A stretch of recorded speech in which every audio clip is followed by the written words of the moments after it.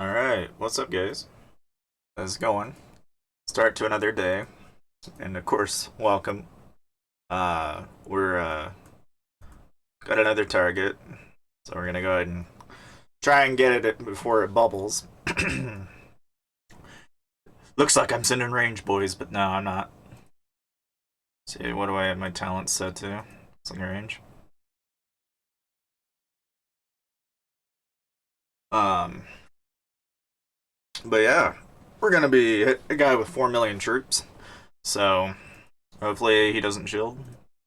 We'll have more targets here later, but so as you can see, he's got 620 mil, 4.3 million troops. So we're gonna try and knock him out one and done. You could solo this guy, but just for the sake of it, we're gonna go ahead and just rally him. Is it expensive? Yes. The answer to that is yes. Very expensive. But what's up, everybody? How's it going? Harsh, good game. Plex, Harsh, Paid, Slayer, John. I don't know how to pronounce Greek, but hello.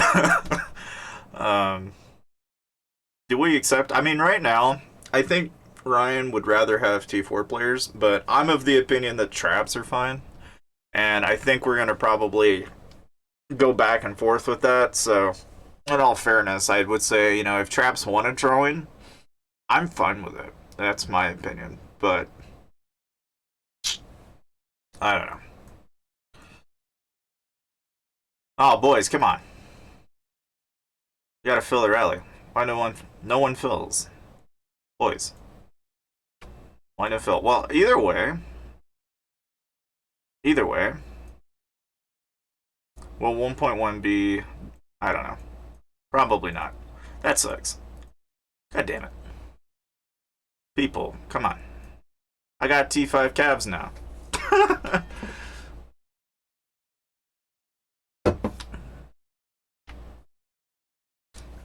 Not a big deal, though. I don't really mind. I'm just going to solo in 6 million troops in the arena. Oh, wow, that's not bad. Yeah. Hey, what's up, Theomir? Chief? Kakar? DK and UK? Nuck Nuck? That's kind of an interesting name. Nuck Nuck. But, in any case, yeah. Now, hopefully, we can fill the rally. Some luck. Hopefully. I don't know. If we don't fill it, I don't really care. It's just, it would be nice to fill it, as opposed to just not filling it. But I did kind of just like, I don't know, we just kind of like found this guy, and then we were like, oh yeah, let's just hit him. So everybody was like trying to get, getting food and resources, and then we were just like, oh hey, there's a guy, and just kind of like. So it doesn't necessarily surprise me that we can't fill it, but yeah, we are. We're recruiting T4 players right now. Almost T4. Well, I mean, like I said, if you're almost T4, maybe. It's like I said, for the most part, we've been bringing in T4.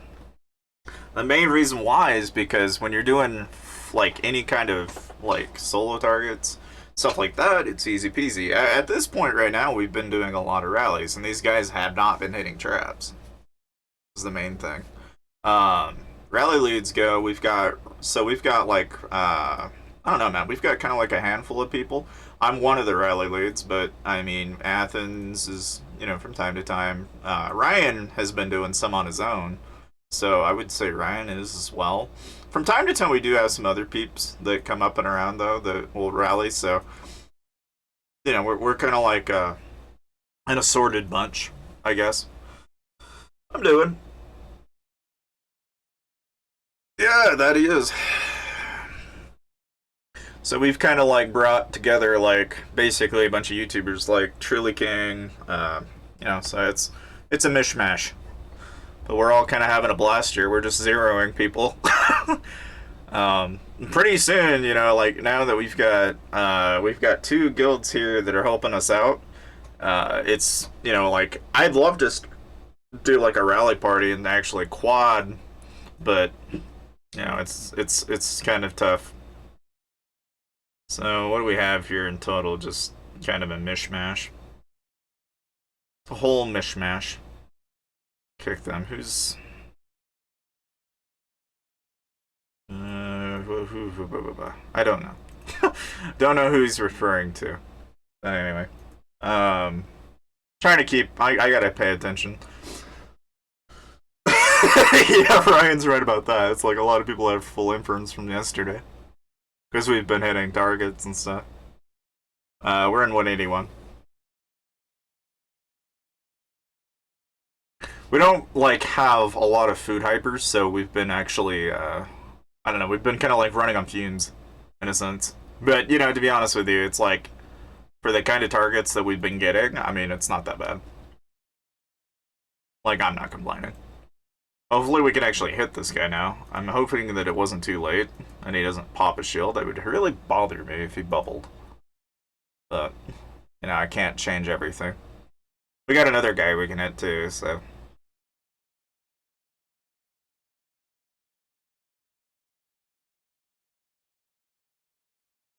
Oh, there you have it, guys. The people who consistently never join rallies will be kicked. There you have it. What's my cap stats? It's like 682 or so. I wouldn't say it's the best, but I mean it's what I got. Yeah, it's steep.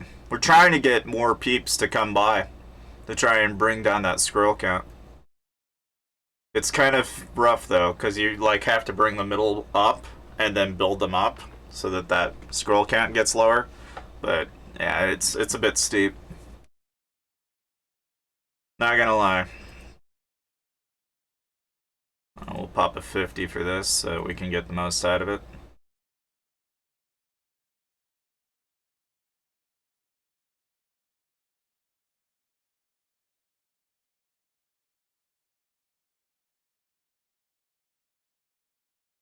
There we go. Oh, we burned him. Yikes, there's 2.8 million. What's he got left? Just range. Only got range left in there. I'll take it.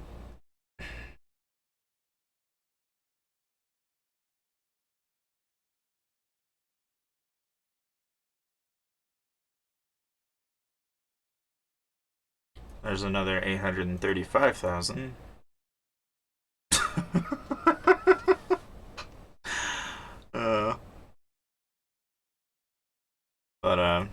Yeah.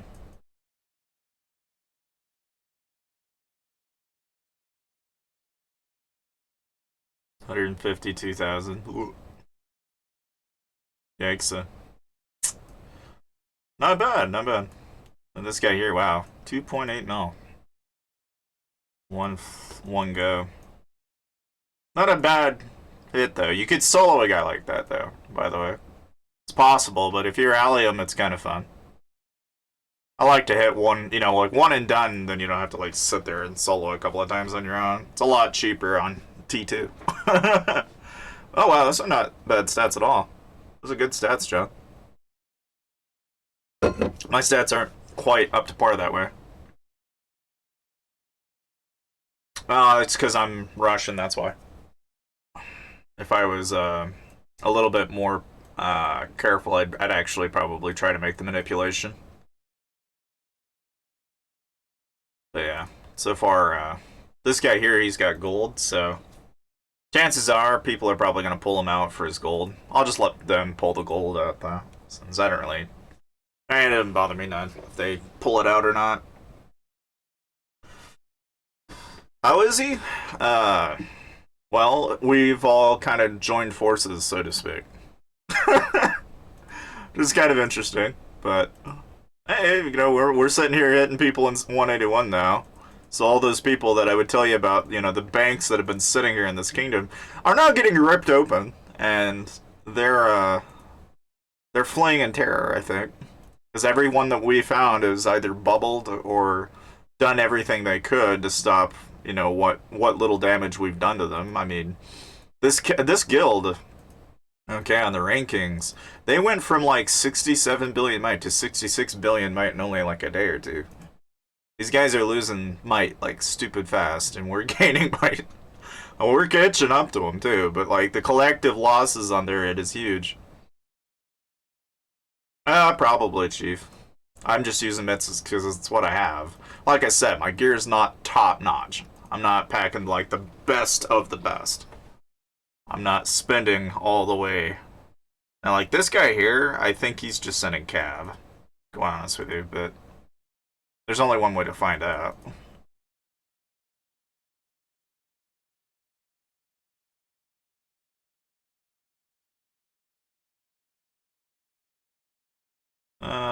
I don't know. Could actually keep in phalanx, I guess. Did I actually hit his? No. What's all? Is there anything actually in there? No. Well, that's too bad. Um. But yeah. No, he's empty. Empty.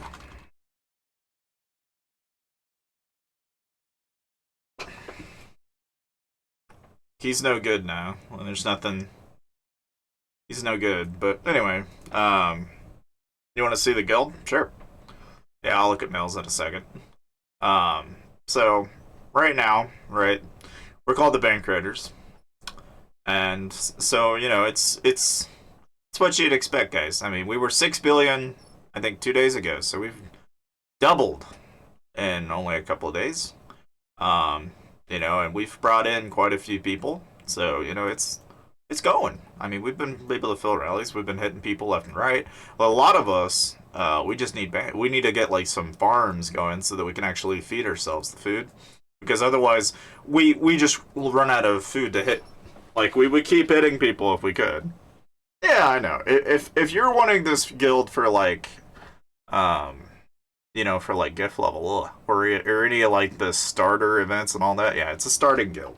Okay, obviously it's all gonna be crap, but I'm also gonna take care of it and just kind of build it up from scratch. So we'll see how that goes. But in the meantime, we're starting it out by quite literally destroying what existing guilds are here. So, but anyway, I don't know. I mean, at this point, it's just a question of finding more targets. Um, I mean, that guy kind of like showed up and we just smacked him. So at this point, we're just on prime time. So we're just waiting for people to show any signs of unshielded targets, and then we smack them right up. So with any luck, we'll hopefully have more targets. Now I will point out, right? If I get enough food, right, I can boost. So I can boost troops. So like I've got an absurd amount of speeds, so I can boost. But main thing is I got T5 Cav. I do have the tomes now, guys. That if I want to, I can get marksmen, and I can also get the guards now. So we'll eventually be able to start printing T5 pretty soon. The other thing I guess would be that I'm trying to think what else was it. Oh yeah. So then there's Blackwing, and Blackwing now is at 9 as opposed to 10. And I did use my Blackwing earlier on a target that we were trying to hit. We'll probably try and triple them later today. So we don't have Blackwing anymore, but it was fun. At least we got to Blackwing it. We didn't get a report back though, so the guy was kind of just sitting there like chilling, but I'm sure we killed some of their infirms, so that's not too bad. Yeah, I mean that's the thing. We might end up grabbing a shell, and that's fine. Whatever we end up doing, it's the big deal. Um, can you show the board of DBR? Yeah, I can. So like, again, this is the internal board, but if you actually want to see the public board, here you go. This is the public board, my friends. This is what it looks like. And as you can tell, our requirements are pretty loose. It's pretty straightforward though. So if you want to apply, just keep these things in mind. From which nation? The United States.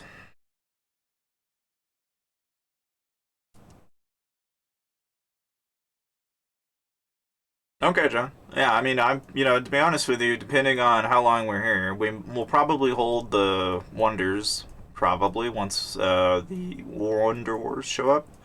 And then after that, we've discussed potentially migrating after that. Because again, there's only one guild here, so once we clear them out, there won't be anyone else. And so the idea is, once we get Wonders, I'm going to use it to boost, is what I plan on doing. And then we'll probably take what we have and migrate out. But that's going to be at least a month from now, at least. But the idea was, that once we get everyone established, everyone's got the scrolls to keep going, we'd go port over, and then that's what we would do. So you might be able to join in that transition when we start migrating, but otherwise, I don't think we have any plans on moving anytime soon, though. So, because, I mean, we did just recently get here, so there's a lot of us here that are just kind of playing. I've been here since day one, but I also know what to expect here, and I can tell you that there's still a lot of untapped billions that haven't been broken into yet.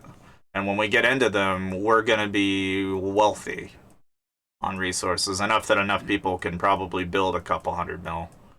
As far as, like, just in general, like $100 mil across for everybody involved. There'll be enough resources around that $100 mil will be pretty fairly common between people. The only thing really that's slowing us down is just the food. Yeah, not many days. We've only got like 2 or 3. And if you ever want to know that, just click on base. You got 3. So, it's a little bit of time, but that's not a big deal. It's just when it comes up, we're gonna push them we're gonna push them out of base. We'll push them out of everything they own. And we'll make sure they don't have any chance. Main thing is that we're looking for targets right now, so if we find one, we'll probably rally it. The ones that I were trying to hit earlier, right? Before the stream, I was trying to hit Fight Air's ult, so it didn't work out as planned though. We got like 12 million troops in there. The dude's online, so it's a little bit rough to like hit those targets. I hate hitting targets like that sometimes though, but it happens. What? What? What?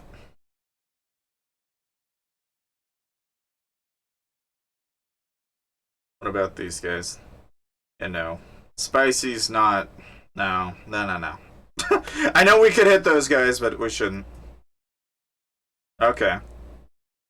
Because I know the food situation, it's just a question of, like, building up on it. Yeah. Yes. How many T4 do you think someone... Well, depending on how much he can pull, like me, I've made at least a couple 100K with 400% on training speed. So, probably close to 300K. And then if you buy another pack, that's another 300K. Sometimes you can build more, though, if you've got, like, more infirm space. It really kind of depends on what you've got going for you as far as training speed goes, but it also is a question of, like, how much resources you've got on hand. Because for me, like, food is really short right now. I'm trying very hard not to use food in my bags. Because it's like, literally everywhere you turn, there are people that are just full of... I've been rallied before, and so it's like... Yeah, I know, Wraith. That's what a lot of people tell me. And I don't know. There's kind of a discussion going around right now that when Emperor shows up, we'll probably use that as a way to fill up on resources to bring it back here. That way we've got at least enough to keep going. That's really the only thing that's slowing us down right now.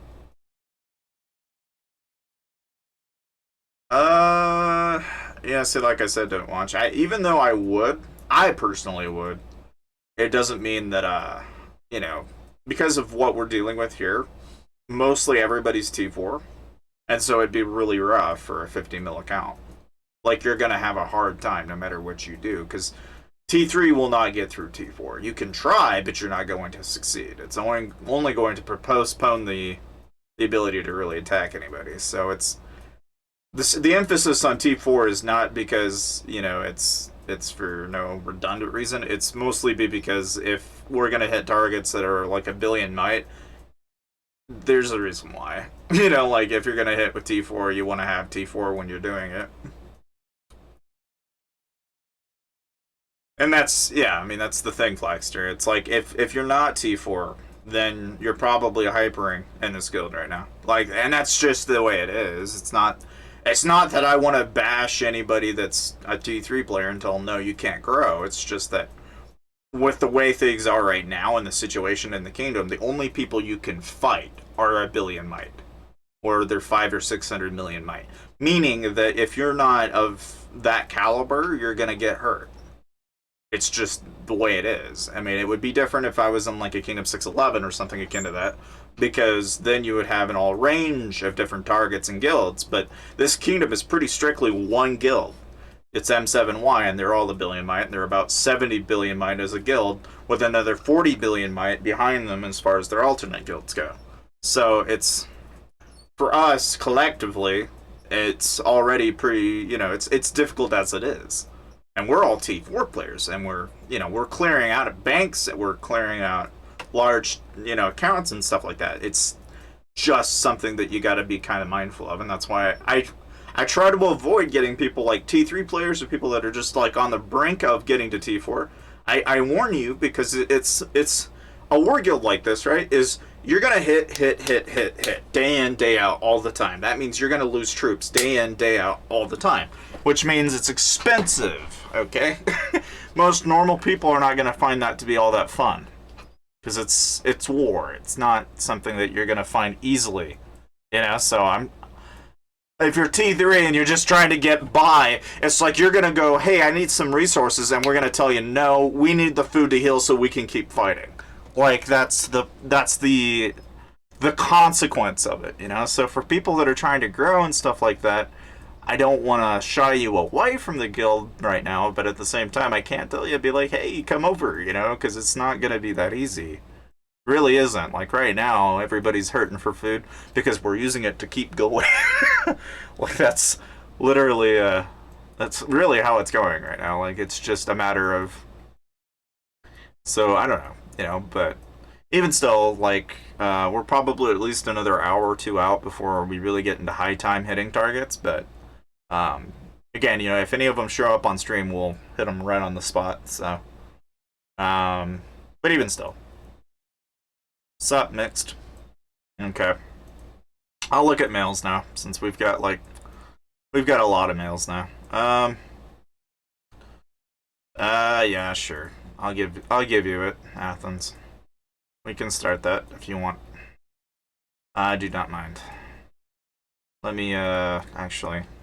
I'm derping here. I forget you can't actually do it that way. You gotta do it this way. Oh, there it is.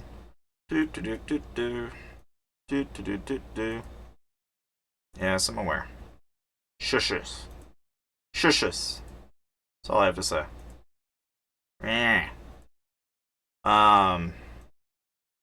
Anyway. Let's see. Not here to reply to your guild as I've already joined. Okay. Cool.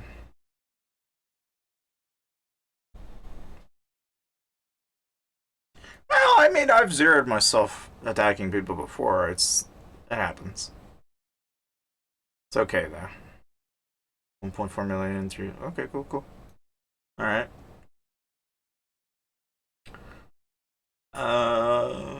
Maybe. You know, it's like I've said, you know, if you got friends that want to come by and you want to bring yourself, that's fine. I don't, you know, I'm not hating on that. That sounds fine to me.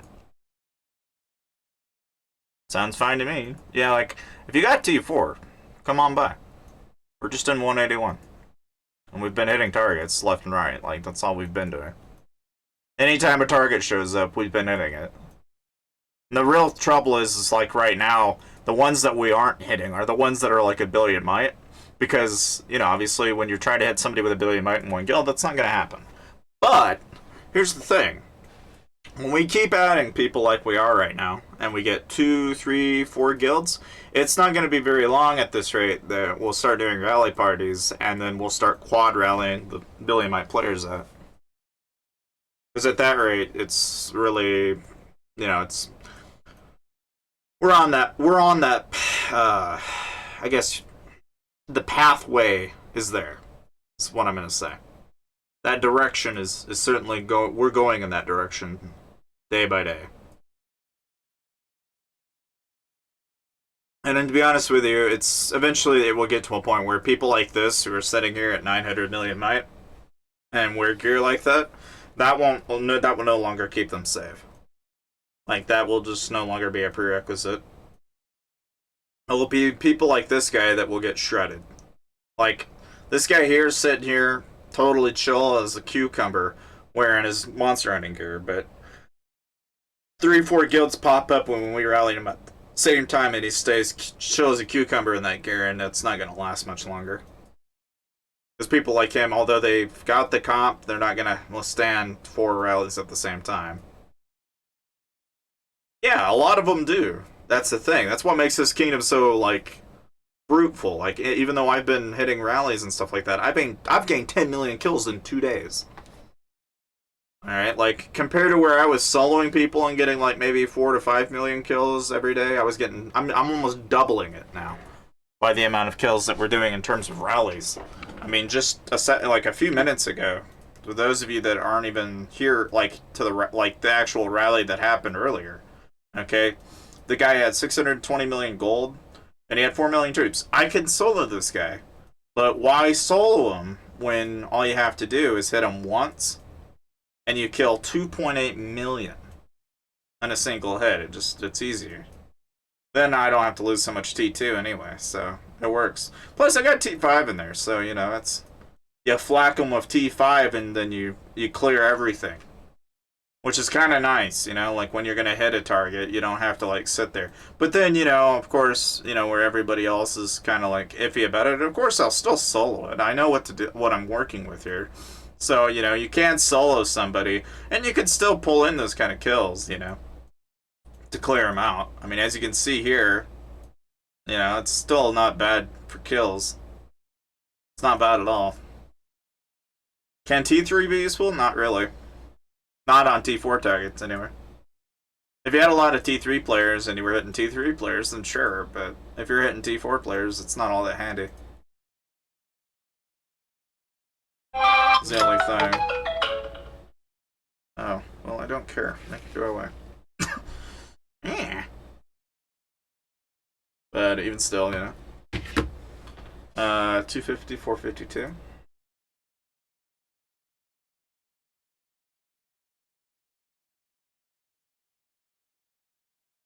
Oh, that's FRG. So let me clear something up with you. Anybody at FRG or UMR or both allies? I don't mind those guys. The only ones that were really bothering are WZ and MSO and M7Y, because those are all the same guild, technically. Can free-to-play with T4 join? If you don't mind losing troops, sure. Free-to-play will find it pretty difficult, though, because if you aren't, you know, if you can't keep up with it, it's gonna come back to haunt you, is what I'm gonna say. It's the only thing with free-to-play. It'll be rough. Not to say it's impossible, but it'll be rough. Because I'm with a word of caution, troops will be lost fighting. But that isn't to say that we won't try. Like, I'm willing to throw everything I've got at these people. Or anyone, for that matter. And you've seen me do it. It's just, most people can't manage that without actually looking at their wallet and screaming a little bit inside, but it's okay. It's just kind of the enjoyment of the game, and it's kind of the whole thing is a lot of what we do on here will be streamed live, and for the portions of it that isn't caught by me, it'll be caught by Ryan, and if it ain't caught by Ryan, it'll be caught by Trilly King. It'll be caught by someone. And that's the thing. So it's like a lot of what we're doing here is going to be caught up everywhere else too. So there'll be a lot of eyes watching with what we're doing right now. which is cool and all, but it's just something to think about. Because, to be honest with you, I don't plan on stopping here. I plan on going to Baron. I plan on going a lot farther from here. I don't plan on just stopping here. I feel like, you know, once we get Wonders, we can really push the boundaries of what we can do. Oh, Lord. That's not bad. That's not bad at all. Jeez. I just saw, I got a report from SG1's current, wow. Their Dragon Arena went pretty well for them, which is cool. Fortunately, we didn't have Dragon Arena this time around, though, but that's okay. In any case, you know, it's like with a lot of the peeps that we've been fighting, though, man. I mean, it's been fun. You know, like, first couple hits, as you can see, not so pretty. 2 rallies on that guy, and it didn't really work out as planned. But, like this, all it takes is 1 or 2 good hits, and, you know. But that's the thing. I'll have 2 good rallies once in a while, 2 bad rallies once in a while. It's just one of those things you can't do a lot about. I hate how I try to hit him with Cav, though, and the guy only had, like, 400k or so range in that. And he was still able to defend himself on it, which is annoying. Because I kind of wish it wasn't the case. If this count here wasn't getting actively reinforced, I think we might have had a chance at that. But yeah, then again, I don't know. I'm the type of person that's willing to take risks. It doesn't bother me too much. See no reason why not to, anyway. Once in a while, you know, I would have probably gotten capped at least twice if he had put his leader out of shelter, but instead of doing that, he actually just kept his leader in shelter the entire time. So every hit, we were just sitting there basically blanketing their T4 range. I thought about sending T4 Inf at it, but I never got around to actually doing that. I wish I did, though, because I think if we had done that, we might have caught them off guard, thinking that we would sing Cav twice. And then we might have actually blanketed a full Inf rally on him, but the problem is his comp was like it wasn't made for that, you know, and so it was like, it was iffy. If I had done it, it would have either been range on range, or it would have been Cav on Inf. And I just didn't want to, I guess I didn't want to take that kind of attrition at that point. Just too bad. But if you can't double them, you have to wait, and that's just kind of what you have to do in those cases, especially when they're online like that. You just gotta know when to quit after 2 rallies.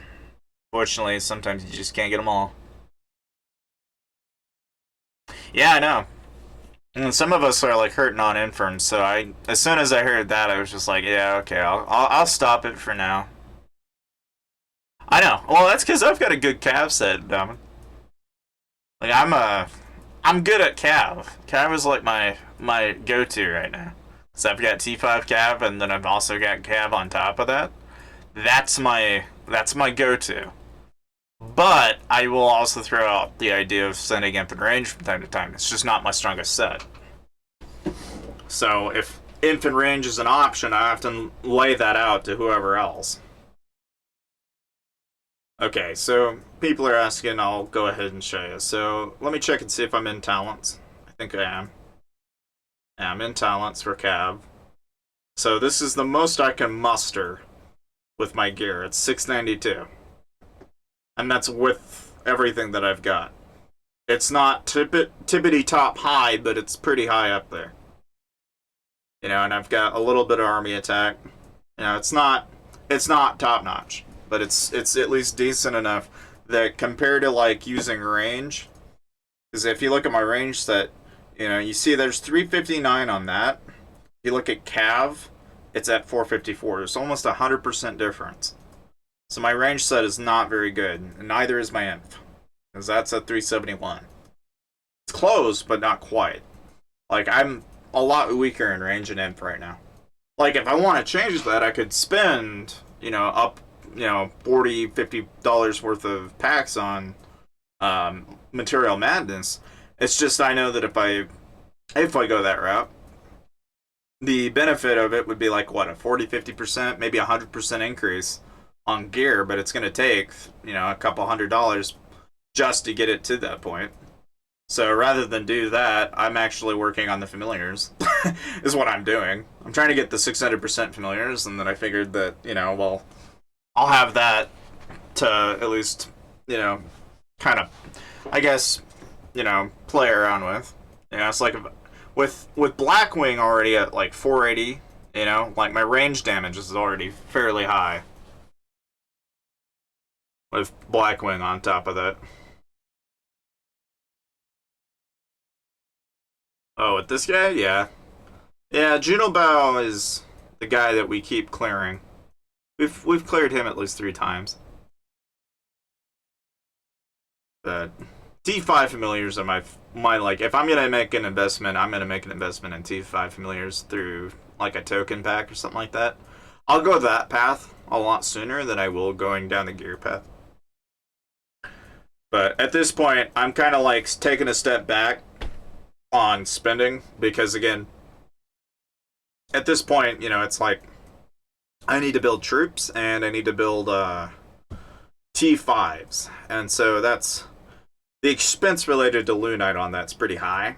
So for me, anyway, and now that I've kind of gotten the archaic tome aspect of it out of the way, I'm just gonna kind of slow roll it from here on out. Just kind of casually build up on gems and casually build up on you know, the necessary boosts to keep fighting like I've been doing.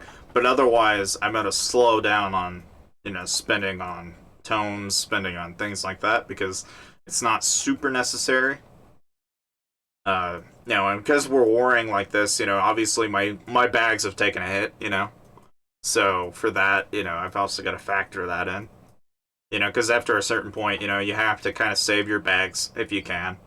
And at this point, I'm like throwing everything I have at these guys, so it's kind of like day in, day out. Like yesterday, we like probably killed like 300,000 or 400,000 T4 that I own because I don't know. I went through a good chunk of what I had on T2. I can see that. Because I can see, you know, I used to have 2 mil across, and now I'm down 500k here, 200k here, you know? So there's a good chunk of that, man. Oh, I'm sure. That's what we're hoping for anyway. But, I mean, even still, you know, it's just like with this in factor with this, right? I still got a boost, and I don't have the food to do it. Until then, I'm not, like, super jumpy about it, but I would love to boost right now if I could. Because of the current event, I've got some speeds that I can use. And then I've also got, on top of that, you know, I've got some training speed boosts. And although you don't get the boost for this event with training speed, I still got training speeds to actually build the troops to do that with. So, that, and I've also got enough for the T5 unlocks, and then we could even go down the path of turning some of our T4 inf and T4 range into T5s. Like, that's a path we can go down as well. And I mean, to be honest with you, talking paths, since we're kind of casually looking for targets right now, we might as well just kind of look at this real quick. So, one thing I'll bring up, right, is, you know, massive discounts, stuff like that, always grabbing. I don't know how you guys feel about the Royal Battleground, but I know if there was ever an opportunity to go out to the Battleground, I was thinking about this. You know, I was like, this is probably the first time someone would ever actually get to see T5 and maybe even full T5 and full rallies and stuff. So I've been thinking about like just going to the battle because I don't think I've ever even been there before. You know, and although it's $20 to entry, it would be kind of interesting to go join in and help. I don't know. I know Ryan's Guild could always use some more T4 fillers. We could go over there and help join and help fight at the battleground. Just because. But I don't know. I'm throwing that idea around, though, because that might be pretty fun.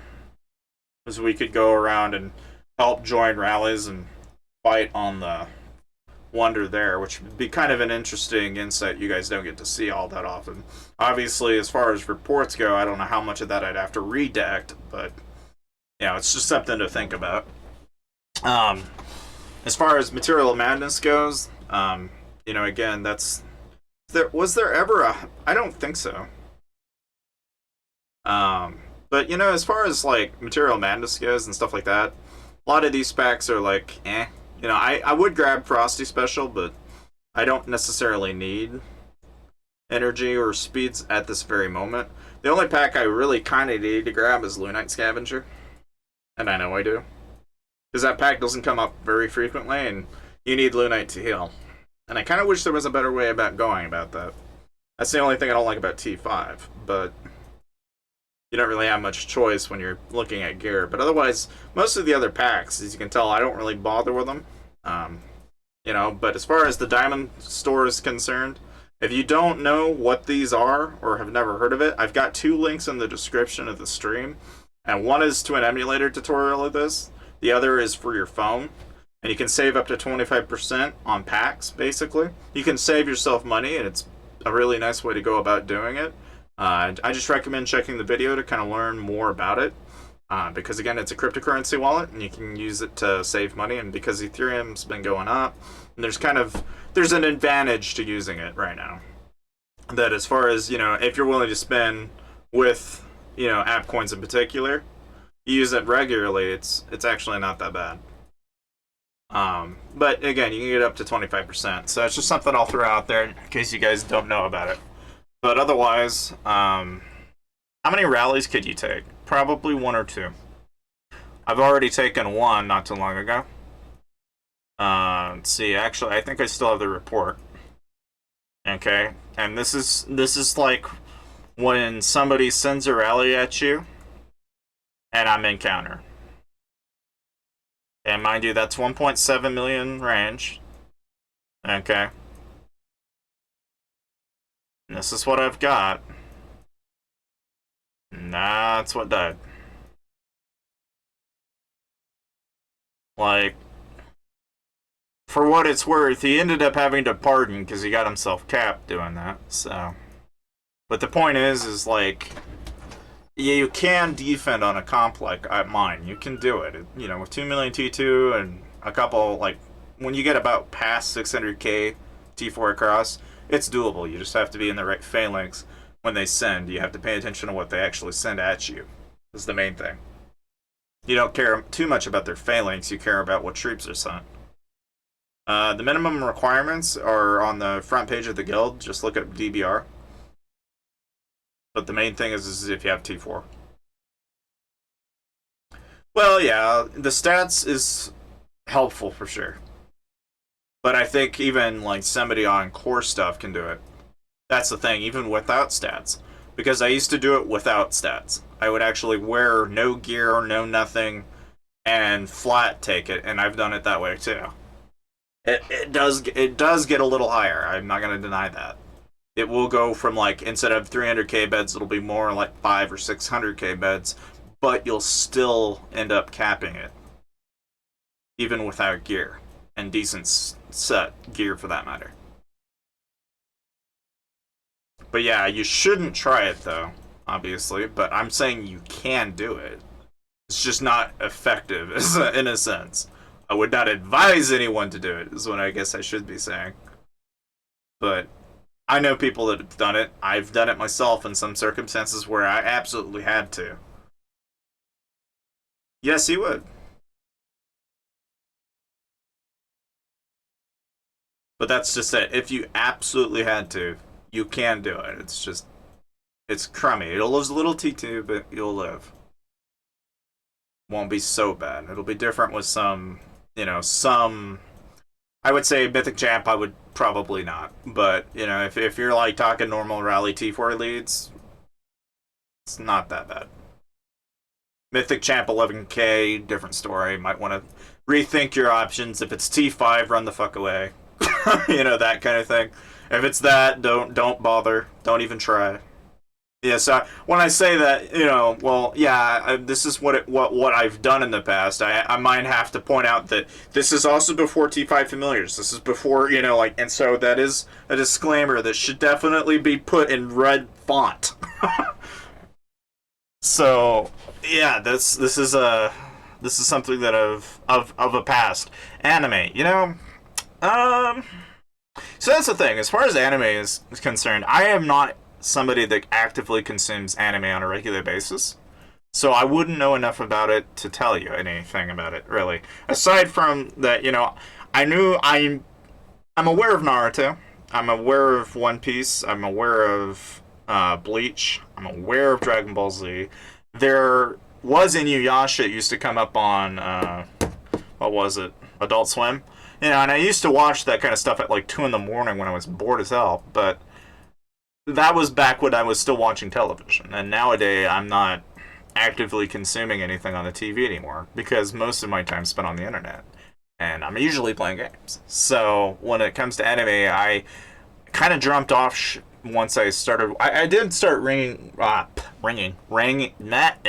Okay, me trying to speak. The manga for Naruto, I used to get into that a little bit. At one point, there was a point in my life when I actually did go through the manga because I was more interested in what happened between Sasuke and Naruto shortly after their situation where they realized I wanted to know more down the road, like what the future of that whole series was going to end up like, because the actual show cut off at one point for me, aggravated the living hell out of me because it ended abruptly because for whatever reason I think the season ended or something, and I wanted to know more, so I like pulled up the manga to see what it was about. And I would go to the public library and I would find these like, they'd have like almost a whole stack of manga on top of it. So this is why I said I don't watch it that much. I'm aware of it. I'm not oblivious to it is what I'm trying to say, but I'm not actively watching it anymore. There was a point in my life, and this is, mind you, I was like probably 15 in that area when I was investigating a lot of that stuff. So a lot of this stuff is like, for me, it's old. A lot of that stuff is not, back when everybody else nowadays, like I think they've got like Naruto New Generations and they've got Boruto or something like that. Like, I'm 22.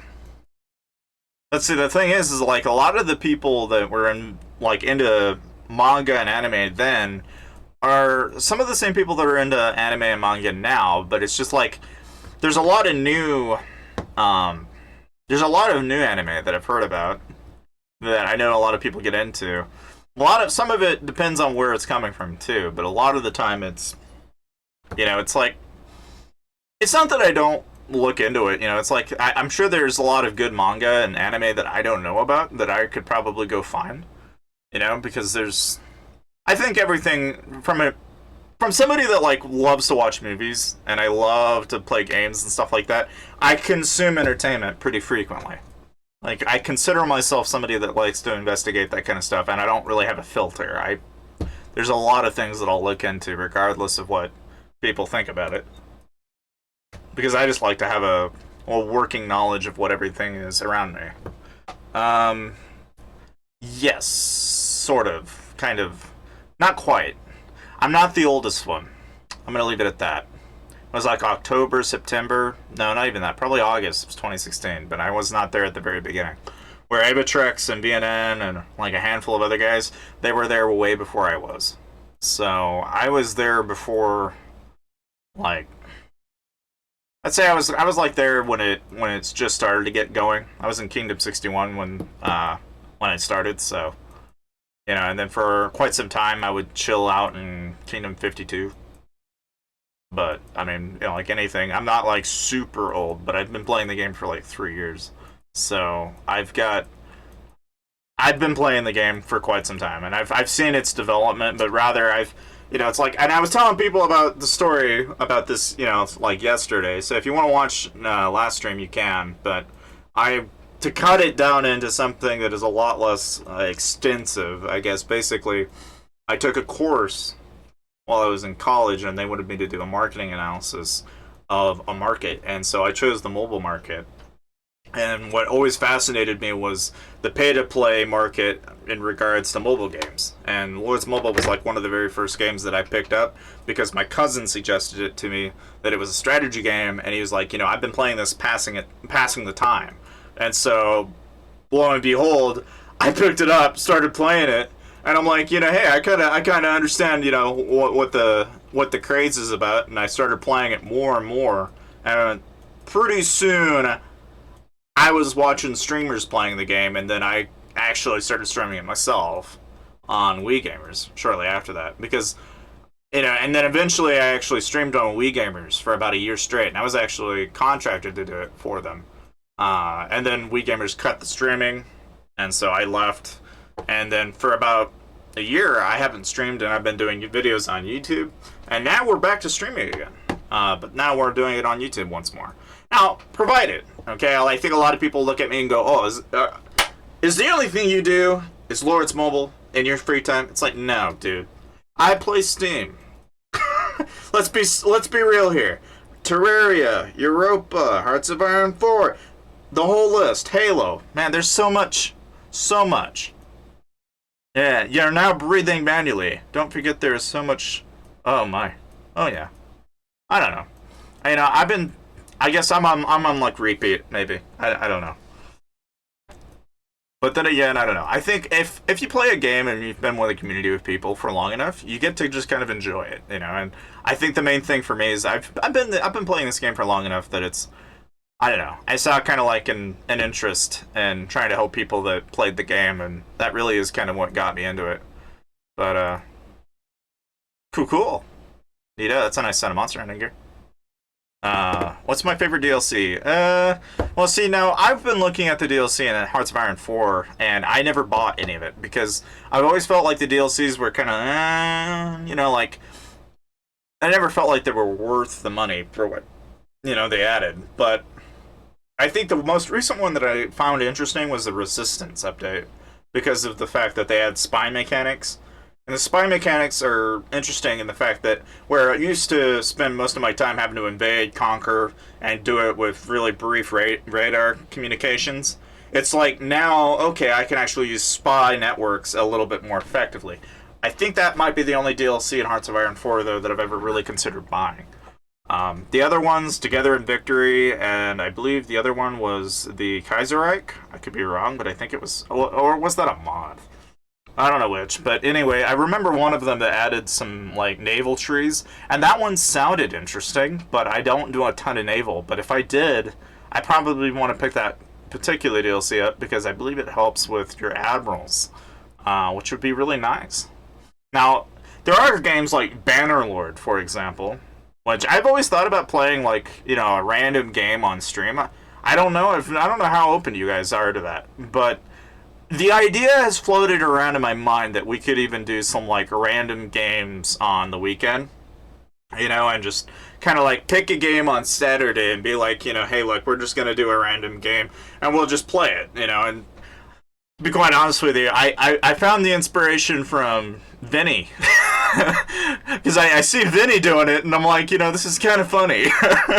To go see somebody go find, like, some, you know, random games in the mid-2000s is funny. But even still, there's a lot of gems in the market of games out there that people don't see, and there's tons of mobile games that people don't see that I think, you know, a person could certainly explore. Yeah, I mean, it kind of is, basically. I mean, it is kind of a rally party guild. We've been kind of hitting people, but to be honest with you, I think it'll be more permanent than that. Yeah, thanks. Yeah, sure. Okay. Yeah, I've seen this really commonly. This is so common. I see so many people that do this. There's so many people that do this. Nothing wrong with, by the way. It's just that when I see a drum, a blight ring, and a burning scroll, a lot of people like to tell me the drum is bad. And then they want to put something else in there, and I don't know why. I know there's a reason. I don't know what the reason is. I know somebody's been saying this for the longest time. I think it's Avatrix that's saying it. I want to know what his reason is. Because I know some people that are on site using a drum, and a blight ring, and a burning scroll, but I don't know why. Now, I know why you would want, like, a, you know, if you have, like, a, I'll say, like, if you had a, you know, if you had yourself an ambrosial cup, okay, I could start to see why that might make more sense to have an ambrosial cup. But, you know, again, when it comes to mixed gear, there's always an argument as to what set you should have over other sets. So, Yeah. But otherwise, I mean, I don't think there's anything wrong with this. It's just a set that's, you know, it's in progress. You've got mythic pieces. This is overall pretty good. I don't see any harm in it. You know, it's like this is pretty decent for at least somebody that's like getting there. You know, it's like down the road when you get this stuff to legendary, it's gonna be nice no matter what set you put it in. Um, okay. And so like here you've got like a wholly different set. I'm gonna call it the holy set because it's got the chalice. It's got a pair of blight rings. I swear, dude, sometimes I kind of wish we could visualize these characters with the actual gear. Because they would look either incredibly ridiculous or they would just look like something out of, like, you'd, like, walk into a store and the guy's like, hey, dude, and he's just got, like, you know, purple rings, and he's got an ambrosial cup on his chest or something, and he's got, like, this weird, you know, beast helmet on him, and he's wearing some weird kind of, you know, knight armor, and then he's wearing some boots that are purple, and then he's just got a little book on his hand. It's like,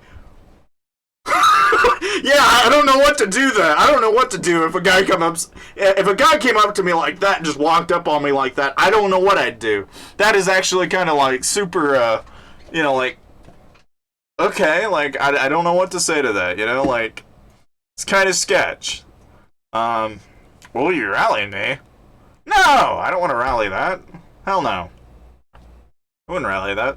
Unless you give me 10, 15 guilds and rally at the same time, maybe. But I don't want a single rally, that would suck. Mad Max, yeah, basically. But I don't know, that's a feature. If IGG wants to, like, give us all a good laugh. Visualize. Give me an option to click visualize so I can actually see what the gear would look like on the character. That would be something. Oh no, we lost Demon. Oh no. I'm sorry, Game Boy. I don't mean to take people from you. Feels bad, man. Feels bad. Shield should zero Bryn Chong. I don't know. If it was an option, I'm sure we would, but I think he would shield. Like he did the first time. I'm afraid that's a real possibility. Yeah, no, see this is very similar too. I've seen this from time to time.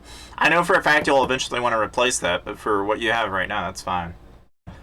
This is definitely a lot more range heavy though. Compared to other sets I've seen, this is a lot more range heavy. Nothing wrong with either, depending on what you're doing, but if you're trying to do mixed, this is not very mixed. But I don't know exactly, because I can't tell. Okay, so what do we have here? Free to play? Oh, this is not bad for free to play. Yeah, this is pretty decent for free to play. Because you got kind of a whole mishmash of different pieces in different places. That's not bad. Can you show us your jewels and sigils? Oh, dude. I don't have but like a sigil, and the jewels I have are like, God, I don't want to show you, but I guess I will.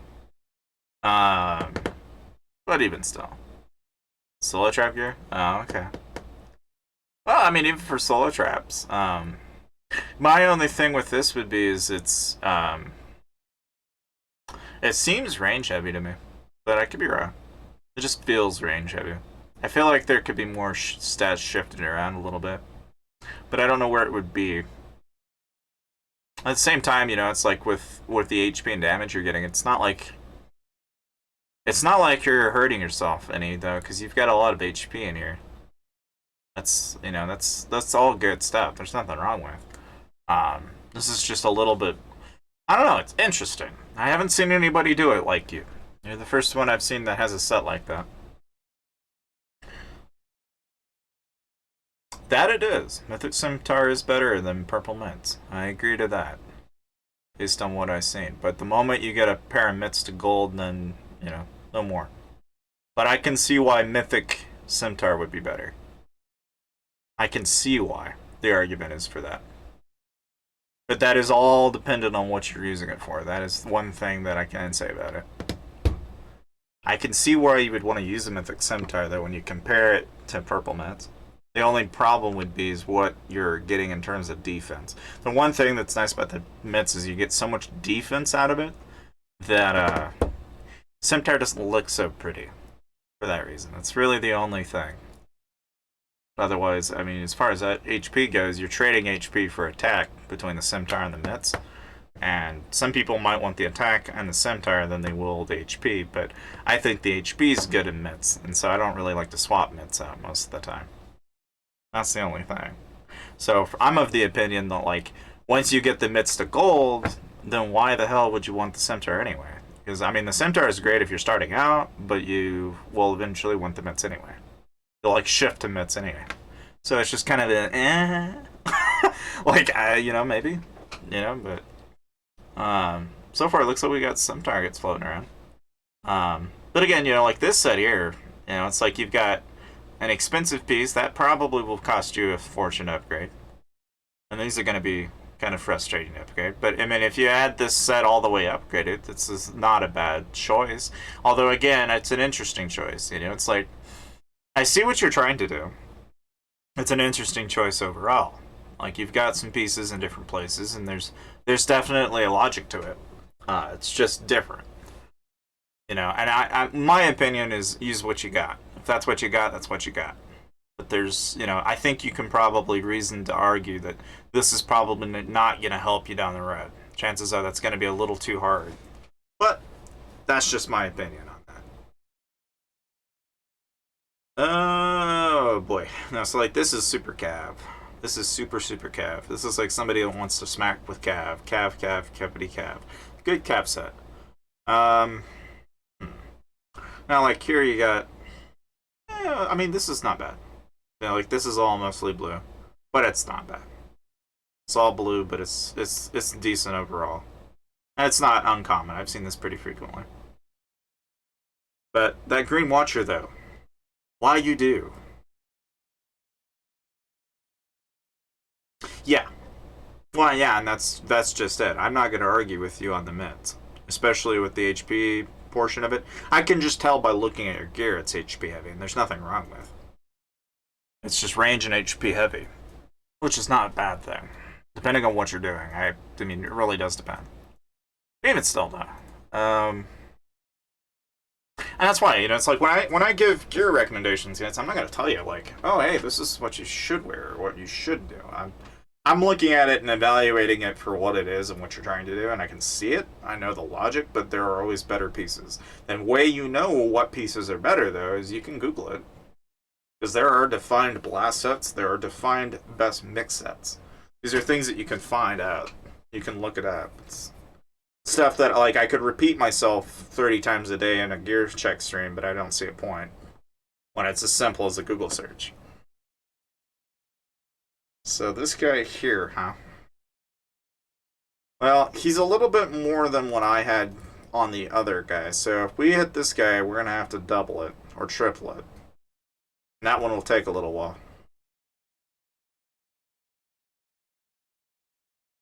Okay. You know, got another MKO guild here. T3 are shrewd ever. Yeah, I know. A lot of people are like, get rid of T3. It's no good. I don't know. I'm of the opinions that it's, you know, T3 are fine to use when you're like starting out. Like if you're in the New Kingdoms, yeah, make use of what you got. But, you know, when you get to, like, My Might, or you've got T4, T3 becomes less and less useful. Like, you can build T2, and it's cheaper, and although you can have T3 for blanket you know, like, buffer, it still, I've used T2 buffer, and it does about the same exact thing. It just takes a little bit more. Yeah, you will flex, right? I absolutely agree.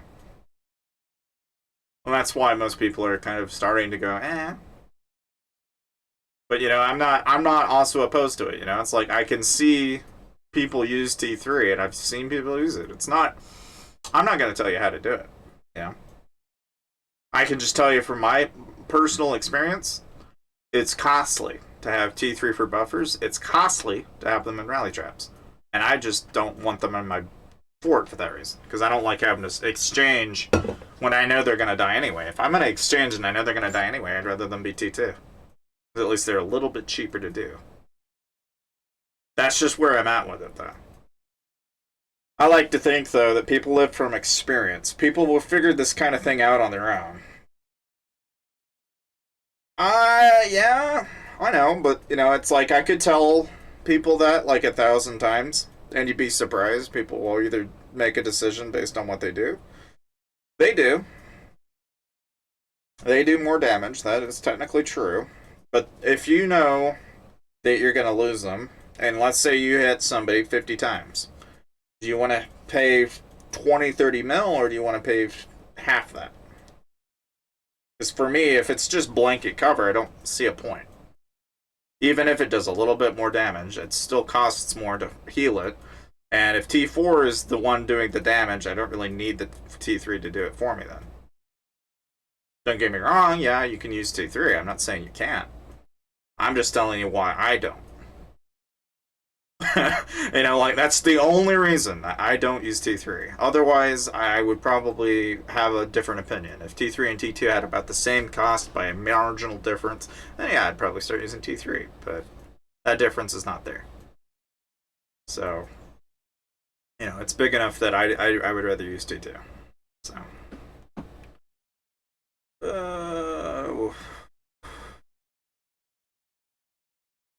Okay, what now?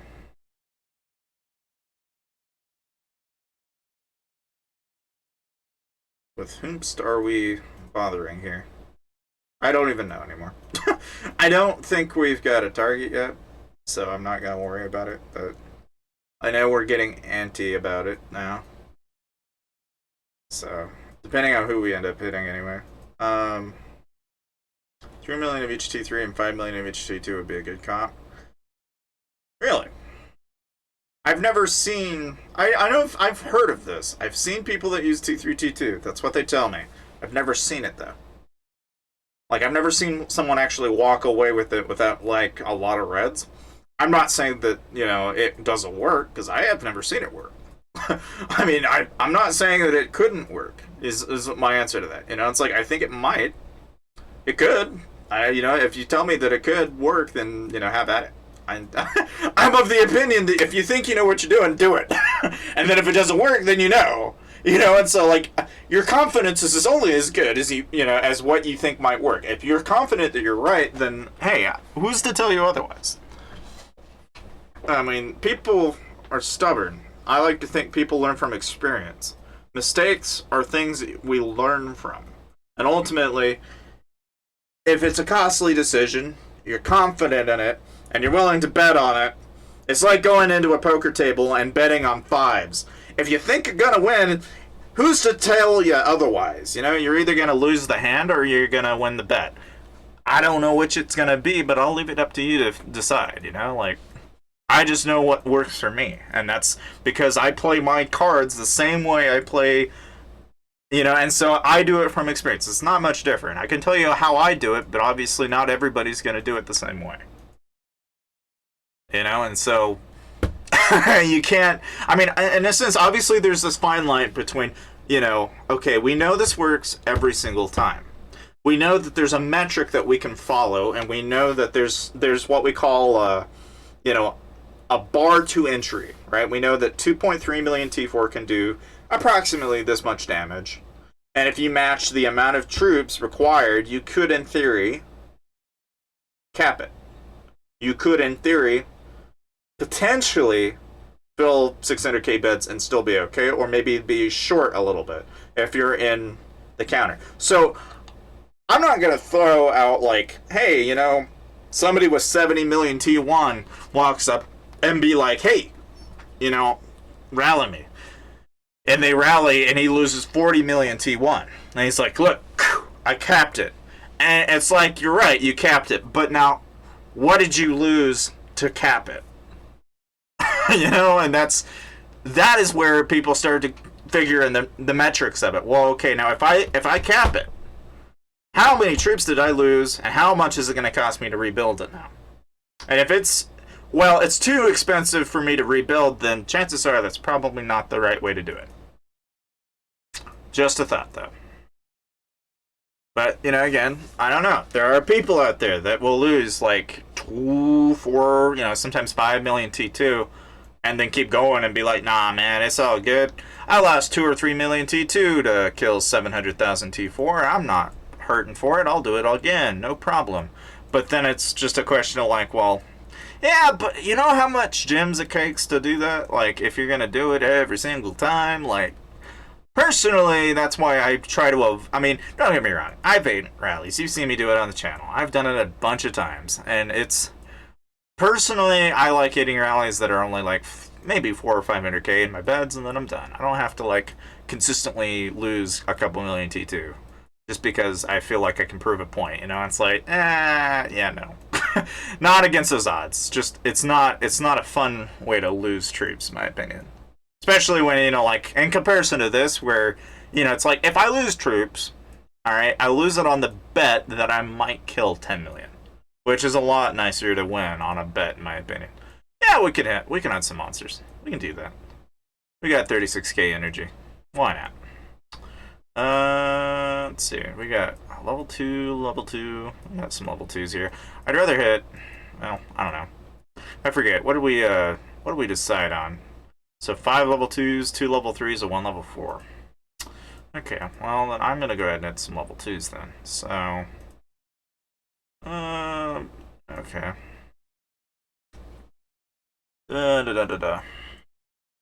Yeah, there's some rain traps out there that I've seen that are doing pretty decent. But I don't think it's the best trap. I think Griffins do better, in my opinion. At least for the per kill capita. The amount of kills a T4 Griffin trap will pull is a lot higher than a rally trap or a rain trap or even a solo trap will ever pull in a single go. If it's done right. If you don't know what I'm talking about, you should take a look and see what Chacha's done. Because you see what Chacha does and it makes everybody that has ever done any kind of rally or any kind of solo trap of any kind, it makes it look like a complete joke. Because you solely take out like 5 or 6 300k marches in a single go. Like, dude, I would think twice then when I see that. Like, I would go, yeah, okay, that's a lot more effective. But the argument for a Griffin trap is a little bit short-sighted in the fact that you can only use it once every 30 minutes. So it is one of those things that, like, you can only do once, and then once you've done it, chances are they all know who you are, they all know what you've done, they all know you're a Griffin trap. So it's like a one and done kind of thing. But the Midas touch pull to it is pretty high. You do it once and you literally wipe out an account, you know, if it's T4. And if you done, you know, if they do it in tandem with rallies, then that's even better. You know, it's like you clear the guy's troops, you get the leader, you wipe that guy almost on a blank slate, and then you rally it on top of that. That's absurdly dangerous and pretty at the same time. It's the kind of thing that most pretty attacks you don't see too often. You know, it's the kind of thing that you know, it's the thing, my dude. It's my thing. Okay, so now we're sending magic at it. Magic. Okay. I know. People hit a Griffin trap and then you wonder why. It's like, dude, why?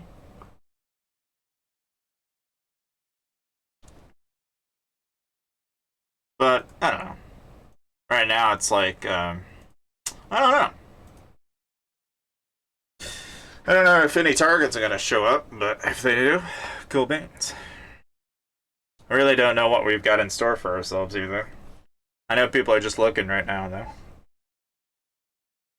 Yeah, Tracker isn't magic. Tracker is straight damage. It's neither physical or magic, which makes it useful, regardless. That's the one reason why I use Tracker. And then the game crashes when I... Okay, I was gonna say, like, Jesus. But, see here, it's straight damage. Meaning that it doesn't matter what unit type. It's just straight damage. And it's straight high damage, for that matter. Hey, what's up, Vortex?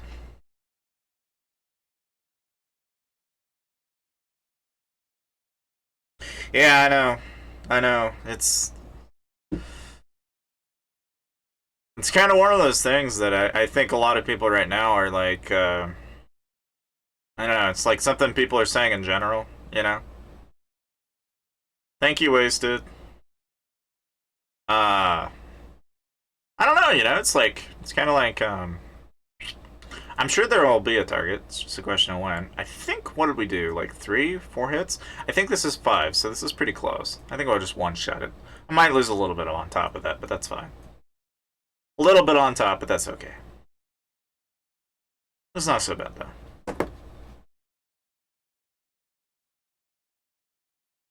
But yeah, it's just like finding targets these days, man. It's not... There'll be some, but it's gonna take a little while.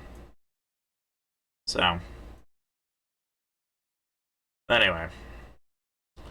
Alright. We've used up the energy now, so... Oh, yeah. Well, the only thing really that comes to mind would be, let's see. I'm sure there are probably some targets floating around. I just don't know where they'd be at. The thing is most of the targets that we've found are like, you know, they're gonna be like 500 to 600 mil, which means you gotta double, triple them, which is kind of difficult on a single rally per rally kind of thing. It's kind of rough.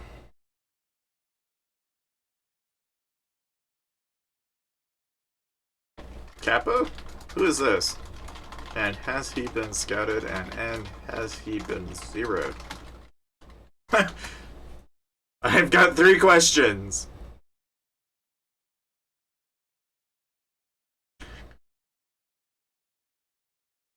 Because he's just... I don't know. I don't... Is he Zippo? I don't know. Anybody know? Apparently not. Okay, I guess I need to go investigate. Hold up. Let me check. I want to see what we got here. Dudes! Dudes! You done missed the one giant target that's just been sitting in your damn faces the entire time. My God. People. Jesus.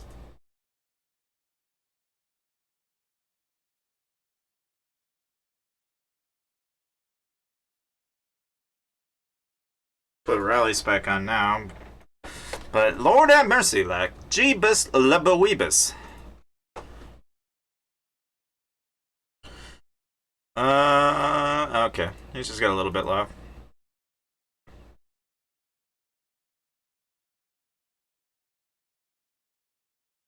I know, I didn't have very much cav. It's okay. It's okay, guys. It's okay. Alright. Alright, time to pull, time to pull, boys. Time to pull. Clear, clear, clear. He's got stuff. Get his stuff while you can. Clear it. I know, I've got T5s. Oh well. Not a big deal. No one's paying attention and nobody sees it. I take it. I take it. Nobody's paying attention. I take it.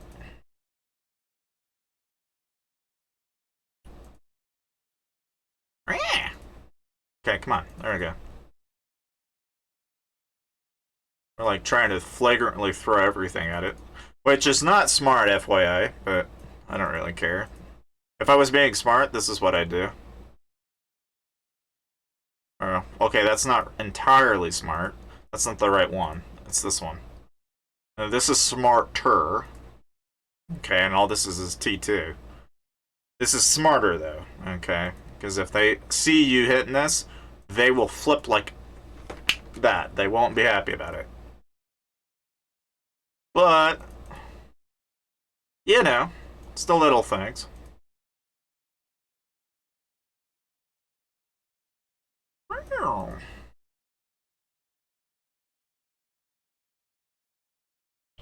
Guy's probably still got stuff on there.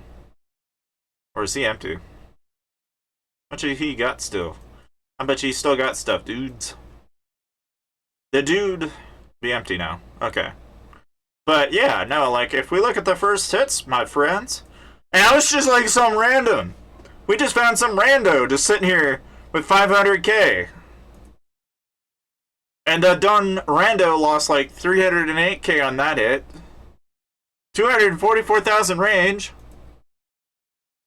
Then the second hit, we got his leader. Now we got that 30% boost we'd been needing, and we got some info on top of that. But like, my friends, they're out there. Keep looking. Every once in a while, you're gonna find someone like that, and they're just sitting there, just waiting to be hit. And nobody's paying attention when they're there. They're just there, you know. But don't get me wrong, you're gonna have to like that, you know. Like you're gonna have to look left, right, up, and down, and you're gonna have to blanket carpet run around, you know. And that's the only thing that sucks about it. But when you find them like that, dude, they're awesome.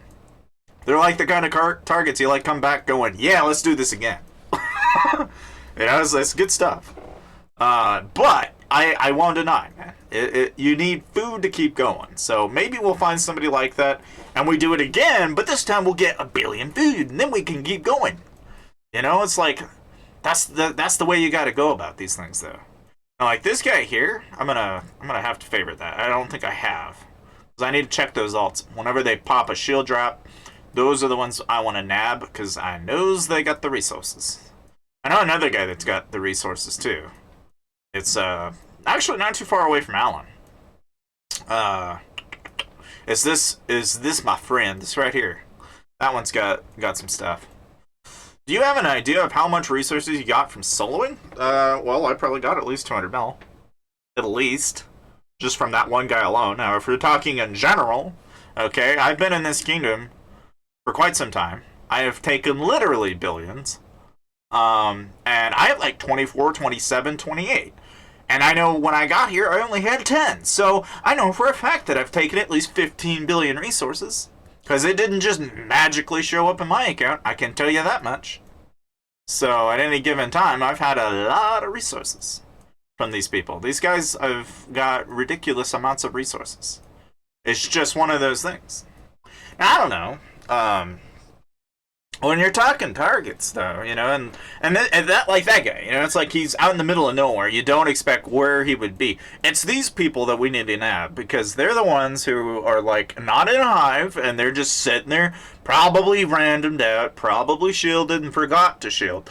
Those are the guys that are gonna be the stupid wealthy ones because there's so many of them out there that do that, and for whatever reason they don't think anyone's gonna hit them.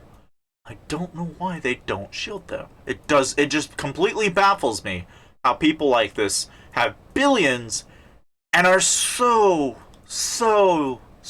bad at taking care of the stuff they have. And I'm bad, don't get me wrong, but I'm not that bad. Not this flagrantly bad, like everywhere. Like where it's like an entire people that does that all the time. It's just like, why? Lord have mercy, why? And, you know, it's like now that you bring Orion here, you bring and everybody else. I think everybody that gets you, they're all flabbergasted. They're like, "What the heck is? Why?" And I don't know why. I honestly don't. I really wish I knew. I really wish I knew why people like that exist, let alone be in the same kingdom. I don't know how, but they've also been pretty cozy here for quite some time, apparently. I mean, apparently this is probably the first touch of war that they've touched in a long time. You know, and now that suddenly there are people coming back, you know, taking, you know, head over honcho on their stuff. I guess they're just now starting to realize, oh, wait a minute, we need to kind of lock up our resources, my friends. Like, we can't be doing that. People are gonna come by and steal it, and so then they've been shielding these billion mad accounts. Which, I mean, I guess that's one way to lock your resources up. Just throw it in a billion mine account, but you can't put it on all of them, you know. So I've noticed like now they're just starting to throw it on their rain traps and stuff like that. Like the other day, like somebody was trying to garrison trap us. I'm like, dude, no, you won't do that. No, you're not gonna try and do the same trick I pulled on you guys for like a year straight. You won't. And he did. He tried doing it, and then we rallied it, and then he was like, oh, I'm done. He can't do it, you know. And he completely pulled. He like skipped the whole thing altogether. Like, so it is worth mentioning that, you know, that they've tried to put up a fight. You know, they've tried to counter rally. They've tried to try and trap, but they don't do it successfully. They don't get it all the way, and so it ends up backfiring so bad. Okay. Well, I don't know. I'm of the opinion that if we get through this kingdom, I don't know where we'll go next, but I do know that chances are people are going to want probably an active kingdom, I think. Because enough people will be here that they'll be like, alright, we've cleared all the people in the dead kingdom, now let's go to an active kingdom and get shredded, Because that's just how people are, It's like, you get one group of people that are super, super at the start, like super shredding, and then they'll get too overconfident and then want to go to another kingdom and start shredding. And sometimes it does actually turn out in their favor, because, that's how some of the biggest guilds are up there on the watch list right now, is because they took a plunge and said, you know what, let's go all in, and they just took a dive, and that's what they did, and there's nothing wrong with. Who's the strongest guild? Well, technically it's M7Y. There's only us and them. And to be honest with you, I don't think M7Y is going to be very strong for much longer.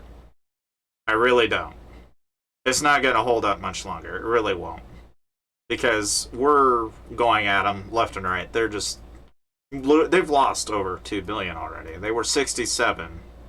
They're having to move might around, but the accounts that they have are losing hundreds of millions. And if it keeps going at that rate, they won't have much left. They'll have to rebuild. They've already got a 10% troop boost popped on the kingdom. So they're already kind of hurting. A little more than they should have. But, that's to be expected. Now, I probably ought to throw an anti-on. Because I've been popping with 50s and I keep forgetting I don't have anti-on. Bad habit. Might want to make sure you have an anti-on. Unless you like me, I guess you just get, you get so caught up in the moment, you forget what what common sense tells you to do. But, it's the little things. Yeah, that's true, Devin. That's very true. And that's part of the reason why I'm not too jumpy about going into a Titan Kingdom. That's why when everyone was like, hey, let's go join SG1, I'm like, yeah, I'm going to kind of need, probably a couple 100 million food, a couple 100 million resources of every type, and then maybe. But, joining SG1 would be a little on the expensive side for me. Well, my opinion of BRR and Sugarway and the other Titan guilds is it's kind of like, imagine if everybody was kind of like, a country. Each of them have their own crusade. They have a set of allies, a set of principles, and they all go completely ham to take what they think is theirs. And it depends on really what crusade you want to join. If you join the Sugar Kingdom, their crusade is going to be pretty guided towards anyone that is opposing them.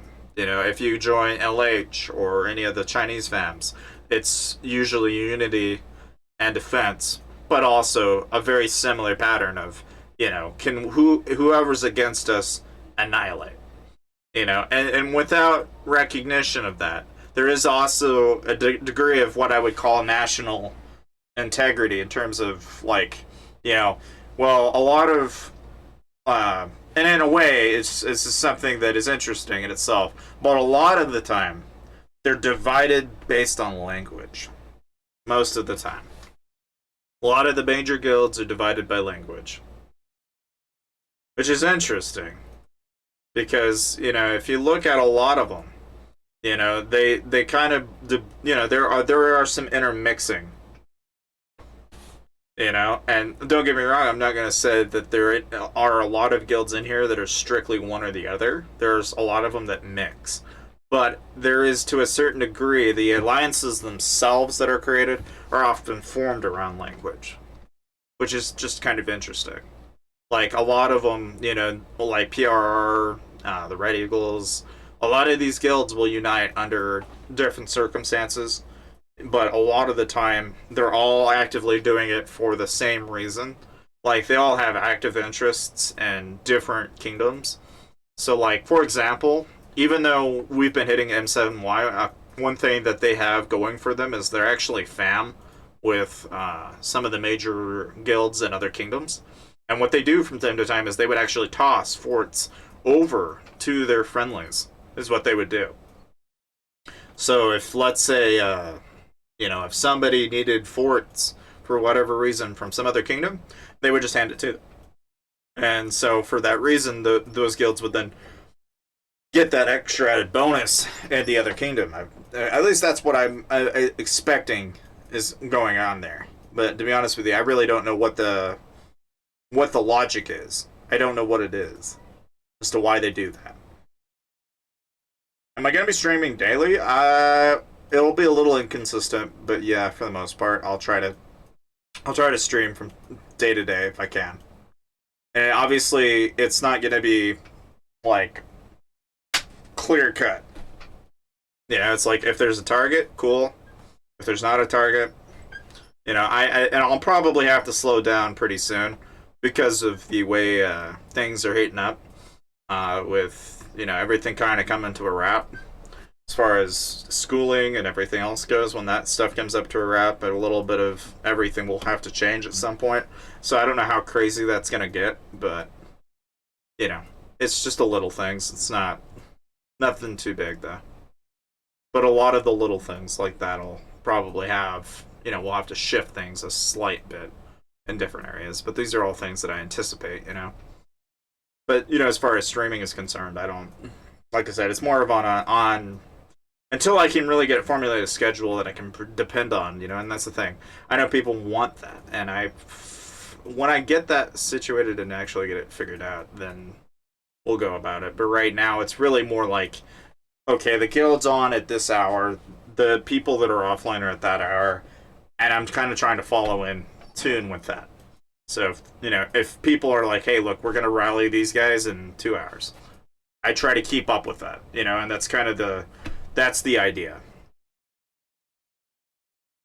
It's not a master. It's a bachelor's. 2 bachelors. You got a pair of them. So, it's what you do.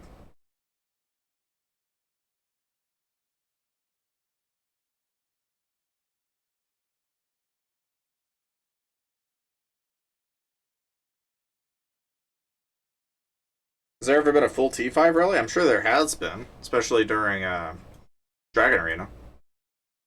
But we haven't been doing T5 full rallies, but I am sending T5.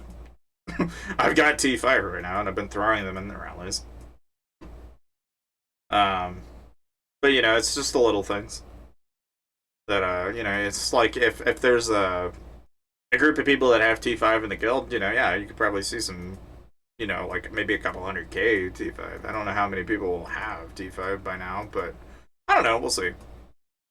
Maybe that could be a thing during Dragon Arena. If we have enough people with T5, we could just smack somebody with all T5 and just see what happens. But yeah, I mean, for the most part, no anti, 16 million troops. Jesus Louises. But why though? And better yet, like, who are these people? And where did they come from? Who are they? Anyone, please explain it. It's a boss. I don't even know if they're allies or who they are. Who even are these people, dude?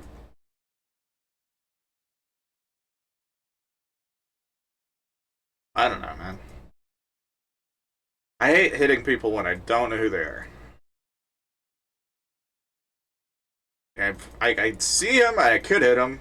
He's got 400 mil. He's got 16 million troops. It's a target, but I don't want to hit anybody like that because chances are there's someone that knows them, and chances are they're allied, and chances are it's probably not worth hitting them.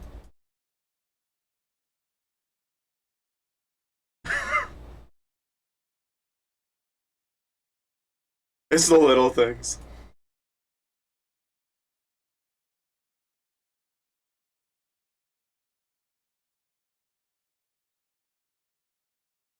I do not know.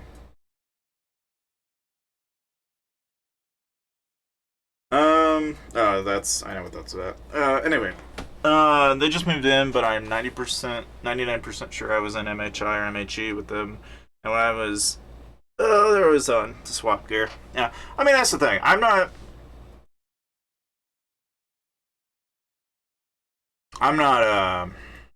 not too big into, like, going after, see, that's the thing. I feel like if you go after MKO, you're just gonna aggravate everyone in MKO. And I don't like hitting people that, like, stand up and say, hey, look, we're just a monster hunting guild. Okay, if they're just a bus, then don't kill the bus. It's my opinion. Just leave the bus alone. If you hit the bus, you just piss everyone off in the bus. That's just my opinion, you know? Like, that's one of those things that you shouldn't probably do. It's not to say that there aren't people out there that look at it and go, oh, hey, there's a target. And people are just like, Gib.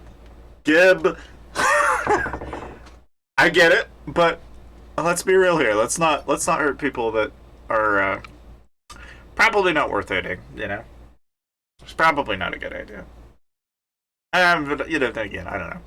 I know some people are awfully thirsty for getting kills here, and so it's like, I don't know, man. I mean, it's here lately, it's just been like, if we find somebody and they're like an alt, it's been a couple of times where we go, oh, wait, that guy's that alt of that one guy, of that one dude. And we go, oh, right. Well, shoot, we probably should cancel our rally then.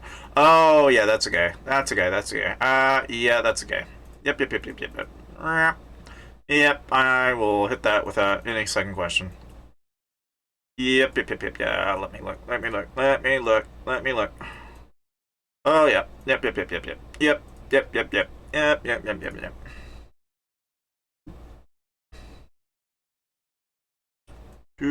Do. Okay. Woo! I'm using Nox. That's what I'm using for an emulator. Oh wow, he's still got range in there. Damn it. Rook. Mine. Gib. Thank you. My lead. Thank you. Okay, I got a lead. What's he got left in there? He's got ore. You want ore? Go get it. Grab the ore, guys. Go for the ore. Get the ore. I'll send T2 because I'll be generous, and I won't like completely nab it like a jerk. But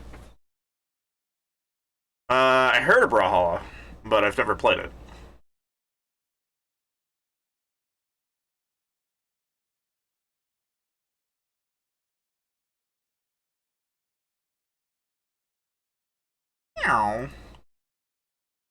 But yeah, I mean, just like that, guys.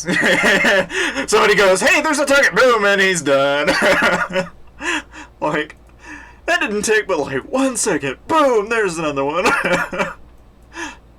God, I like doing that. It's so much fun. Really? Okay. I'll look into it. Because I always look into games. Oh, I'm doing dark. Yeah, we just found somebody with ore. he had some T4 range, and we just lit him, and killed it. It was funny. We're just like, oh hey, there's a guy with some resources. Let's get him. Okay, they got 50 minutes on the clock, so we're still an hour out until we start doing some big boy rallies, I guess. But even still, till then, we're just gonna keep cutting off the margins where we can. Let's see, is he empty now? Yeah, he's empty. But yeah, just to go back though, right? Yeah, we've been clearing people. It's kind of funny, but so like this guy here, I don't know. We've been hitting people left and right. So like this guy here, just killed all this range, like 380k range. Yikes, man. I still like that though. That's always fun when you can like find some guy like that who's just tiny. It's just like, oh hey, there's a guy, boom, and there he goes. Now I just gotta find me another one, man. Now like if like these open up, dude, ooh, that'd be so good. How can you get Lords Mobile on PC? Okay. Get Nox. Look it up, Google it, download Nox. Second step, you will have an emulator. It's basically nothing more than a copy of a phone on your computer. Step 3, you open up the Play Store on Nox and you type in Lords Mobile. Step 4, log in. Step 5, play the game. But if you're wanting to use like the Diamond Store, I have a guide on how to get up to 25% of your purchases through that emulator, which you can use. And you can really use it with any emulator for that matter. Kappa. Don't tell me this is a target. I think it is. Hold up. I think it is. I genuinely think that is. It looks like it is. Hold on. Hold on. Hold on. Hold on. Yeah, stone, dude. They got stone and some food in here. Ah, damn it, he's shielded. Yeah. Oh well. Yeah, you can use Steam as well. Steam is another way to do it. And although I guess a lot of us like to use the emulator, but you can go through Steam and do it. And there's nothing wrong with Steam. Steam works just fine. It's just for like the AppCoin store and all of that, you cannot use Steam to do it. That's the only catch. So, you know, I know that's what people tell me. People tell me that if you use the Lords Mobile on Steam, it's smooth. Which I believe it. And you know why? It would be because the game gets ported from the game in Unity. So it probably runs smoother because it's using the instead of an emulated cycle where there's probably bugs in the caching, it's actually using your GPU and your existing RAM, which is making it a lot smoother to run because it's actually using not a an emulated process. Instead, it's actually using a dedicated process off of the GPU cycles. So it wouldn't surprise me if Steam runs better. Is it free on every electronic? What do you mean? Like, if you're talking about app coins in particular, that only works on Android. So it's specific to one thing. If you're talking about Lords Mobile, you can work. It works as Steam itself is just nothing more than a marketplace, but it's also a software distribution platform for games. So you can download literally everything possible, assuming you have capital, but Lords Mobile is free to download on Steam, so, you know, it's, yeah. That's the gist of that. Ask any gamer, they'll tell you what it is. They know. They've probably used it at some point. It's a pretty common platform nowadays. I would only make it second to none than, consoles. And I would argue probably Steam is more popular by now. It wouldn't surprise me if it is, anyway. Mid-2000s, that might have been different, though. Mid-2000s, you would have probably had more people know about Xbox and PlayStation. Nowadays, everybody knows about Steam. It's kind of interesting, too. Because it wasn't that way for a long time. There was a point when PC gaming was lagging behind a little bit, but I think PC gaming has really just shot forward. Mobile gaming is still kind of in its infancy, in my opinion, but it is really starting to blow up. Just like the early adopters have already they've already joined head onto on it, and a lot of people are starting to pick up on the fact that they can pick up their phone and play games. And it's, you know, once that becomes common, it's going to become like the second generation of consoles that came out when Xbox went to 360. It'll be the same revolution, I think. It's probably already happened, to be honest with you, but it's just one of those things that, you know, as more and more people get access to that kind of tech, probably will be more and more common for people to play games on their phone. Like, I could certainly see, like, even today, I could see people are already playing Pokemon. You know, it's not entirely uncommon now for people to, like, pull out their phone and play Minecraft. So, I mean, now it's even popular for people to go, hey, I'm playing COD on my phone, or hey, I'm playing PUBG on my phone, you know, like that kind of thing is a thing. But even now, there are strategy games like EVE Online that are early accessing they're one of their most popular titles that's almost 2 decades old onto a phone. You know, and it's like, when that really becomes the standard, you know that mobile markets are going to change for the better, I think. But you know, this is you know, see, this is where people are always gonna. I love how when people are like, you know, people are like, oh man, they don't care, and then there are other people that are like, I don't know, I don't want to break terms of service. Morals, man, where do you fall? Do you do the right thing, or do you save money? Greed is a powerful motivator. But unfortunately, some people like to fall in one of two categories. Either break it or follow. Break it or follow. Which is it gonna be? I am of the opinion that, you know, if IGG really wanted to and they think that you've done wrong, guess what they can do? Boom, there goes your account and everything in it. And for me, I'm not willing to risk that. Some people are, though. Some people don't mind. Some people don't think they care. Some people don't think they'll get caught. That's fine. I think there's no harm in taking risks. It's just when you take those risks, you accept the penalty that becomes associated with those risks. That's why I don't do it. You know, it's like, if you want to do it, do it. You know, hey, look, no one's going to stop you, but it's just one of those, you know, you know, it's like when it comes back to haunt you, it haunts you.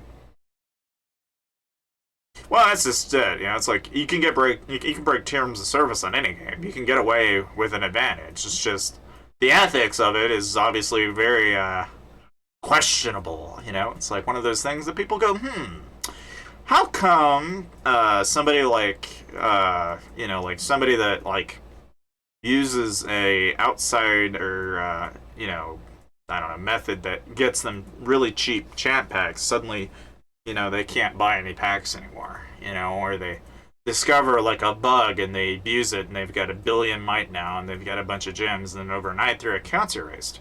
It's like, yeah, I'm thinking there's probably a reason for that. I mean, not trying to say anything, but man, I've seen a handful of people come and go, and that's what they did, you know. And there's nothing wrong with. It's just they don't play anymore. So, how far did you reach? What do you mean? What you talking about? That's 1.2 bill. Yeah, the price differences are huge. That I don't deny. There's definitely the market is insanely saturated with that stuff, though. It's actually kind of crazy how saturated it is. It's not one of the. It's like the black market, man. It's just like, oh man, that's the, you know. There's always a black market to every game, though, that most people don't know about. You know, and then when like people get into the nitty gritty of it, you get people being like under the table, like, shh, shh, hey, hush, hush. You know, we can get this stuff free and it's cheaper. It's just, it always amazes me. You know, like it seems like every game has that. Like you've always got people that are like, hush, hush, shush, shush. There's a better way, guys. There's a better way. But then those are like the same people, right? That are like, hush, hush, don't be quiet, you know, be quiet. And then something happens to them and they get scammed and they're like, oh shit. So it's like, I don't know. I mean, I don't know. I've had people have horror stories that they're like, you know, well, oh, I spent like $2,000 and then he ran off of my money. And it's like, those horror stories, man, they're terrible when you hear about them. They're just like, ooh. But then there are also lots of other people that are like, oh, I've done it for years and it's never got me in trouble, you know. And some people are like, I'm untouchable. It's never happened to me. And then it's like, well, you're really asking for it, aren't you? You really want karma to strike back, don't you? Like, goddamn. It's like, man, I'm gonna play with fire until it finally burns, you know, like, okay, you know, like, have at it. I'm not gonna tell you not to, you know, like, Jesus Christ, man. I don't know, it makes me crack up when I think about it anyway. You know, it's just like, I know people do it, you know, it's like, it's just one of those things that I feel like IGG's addressed it enough times that people know. They know what's up. And if they do it, they do it. You know, that's just the way it is. But it's stuff that, like, I'm not going to actively promote. You know, obviously, I'm in the spotlight. I can't be telling people, hey, guys, hush, hush, you know, just do this. You know, it's like, well, that's just unethical for a wide variety of reasons. The main reason would be it's just like, okay, that's smart, like, here, let's do something that's hush-hush and then make it public. Okay, like, I don't know about you, dude, but if you know what's going on, and IGN knows it's going on, who's to say they're not going to go axe everybody that's in this, like, chat right now that's, like, saying, yeah, sure. Because, it's not like they can't go back to the stream 2 years later and go, oh, hey, we've got evidence that you've said that you've done this. Like, I'm like, it's like, with that on my mind, it's like, yeah, I don't know about that, man. I don't know. But then again, I'm not paranoid, so some people are, but I'm not, but I'm just saying, like, that possibility is a real, I think, a real possibility, actually. I really think it's there. If anything, I think people have to be conscious of that, and that's why I don't promote it for that reason. I don't tell people, hey, take risks. Go do things that might come back to haunt you. I don't know. And it's like it might come back, and when it does, then I don't know. Then everybody has to look the other way and hope that you don't tell anyone else. all the while, it's like what most people probably don't think about is, what financial penalties might be associated to the people that are like, because I also think it's kind of interesting to think about, like, the people that are, like, doing it regularly and, are probably, like, actually profiting from it. I actually wonder if it's ever struck them that, that IGG could probably go after them for that. It's one of those things that it's like, I know I've heard of these things before. Like, it happened with WoW. It's happened with, like, major games in the past, where, like, people would make a website and they would just sell black market goods that the company wouldn't sell at a cheaper rate. And I've heard of this happening where people have actually, like, in major games and stuff like that, get fined 40, 50, 60, 75,000 or so dollars for doing it. And it's like, holy mackerel, dude. Yeah. Oh, yeah. Like, I've heard of those kind of things, and it's just like, holy mackerel. Like, how do you wrap your mind around that? But it is interesting too, because, like, something that should be said, right, is that there have been a lot of games in the past that have tried to create kind of like, I would call them, like, online marketplaces, where they're actively trading goods on the exchange, and it's like an actual exchange where the rates are like actual, like, okay, there's 1,000 units of this, it's worth this much. And, and it fluctuates in real time based on what the supply is of that item. And so the demand of said item is actually fluctuating. Like in games like those that existed, a lot of them have failed. But it is interesting to think in games like EVE Online and stuff like that those are things that they actually have. And so the stipulation where, like in a game like this, where a lot of things are just kind of, in a way, they're not, how do you say, not concrete. There's not like an actual exchange, so to speak, where you just walk up to somebody and be like, hey, because everybody has a sincere distrust of it, or at least most people do. And the few people that are actually in the workings of it have kind of like a select group of people that they know, where they can get it from and can trust that it'll actually pay out. And which is interesting to me, because it's just kind of like it kind of reminds me of like an operation. It's just like a giant web chain, and it makes you wonder, like, really who's at the top of it, because there's a hierarchy to it to some extent, because otherwise they wouldn't be able to consistently do it.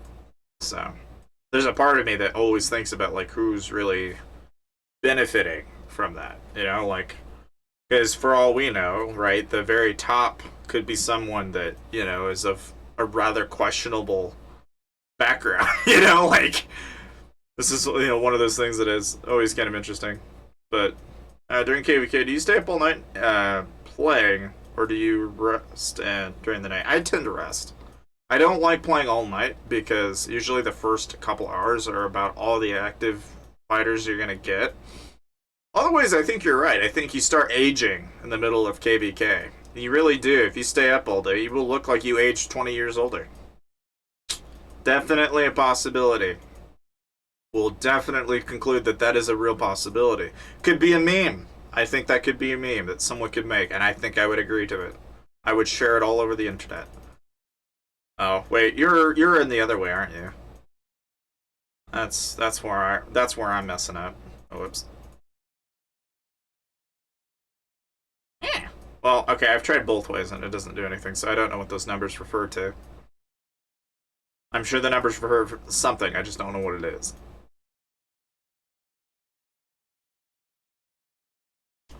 Do do do do do do. Overnight KVK 25%. Well, I'm thinking of like that. There's like an Osiris meme that's running around where like the guy's like basically this girl comes up to him and he's like basically and some guy that's got his headset on. He's got like I think he's got a cig in his mouth and he's got like some he's got like a really long like kind of like an overshave that he hasn't shaved in a long time and his eyes are like black because he's been up awake all this time, right? And this girl goes up and he's like, so what are you doing during the pandemic? And he's like, wait, there was a pandemic? And it's just like this guy's just been sitting there playing RuneScape for so long. Which it's like comparable, it's like and in fact, I think there is kind of that degree of that with this game too. It's like some people are like acting like that, they kind of like I guess kind of ignore it. It's just interesting. Like some people really get absorbed in the game, just kind of funny. But it's just like I saw that meme and I was like, oh okay, I see. It's like I got you. But I don't know. It's just like with this game, I guess I don't know. I could see memes for it too. I really could. I really could see the memes. I could see those memes being made. I don't know. I mean, I know,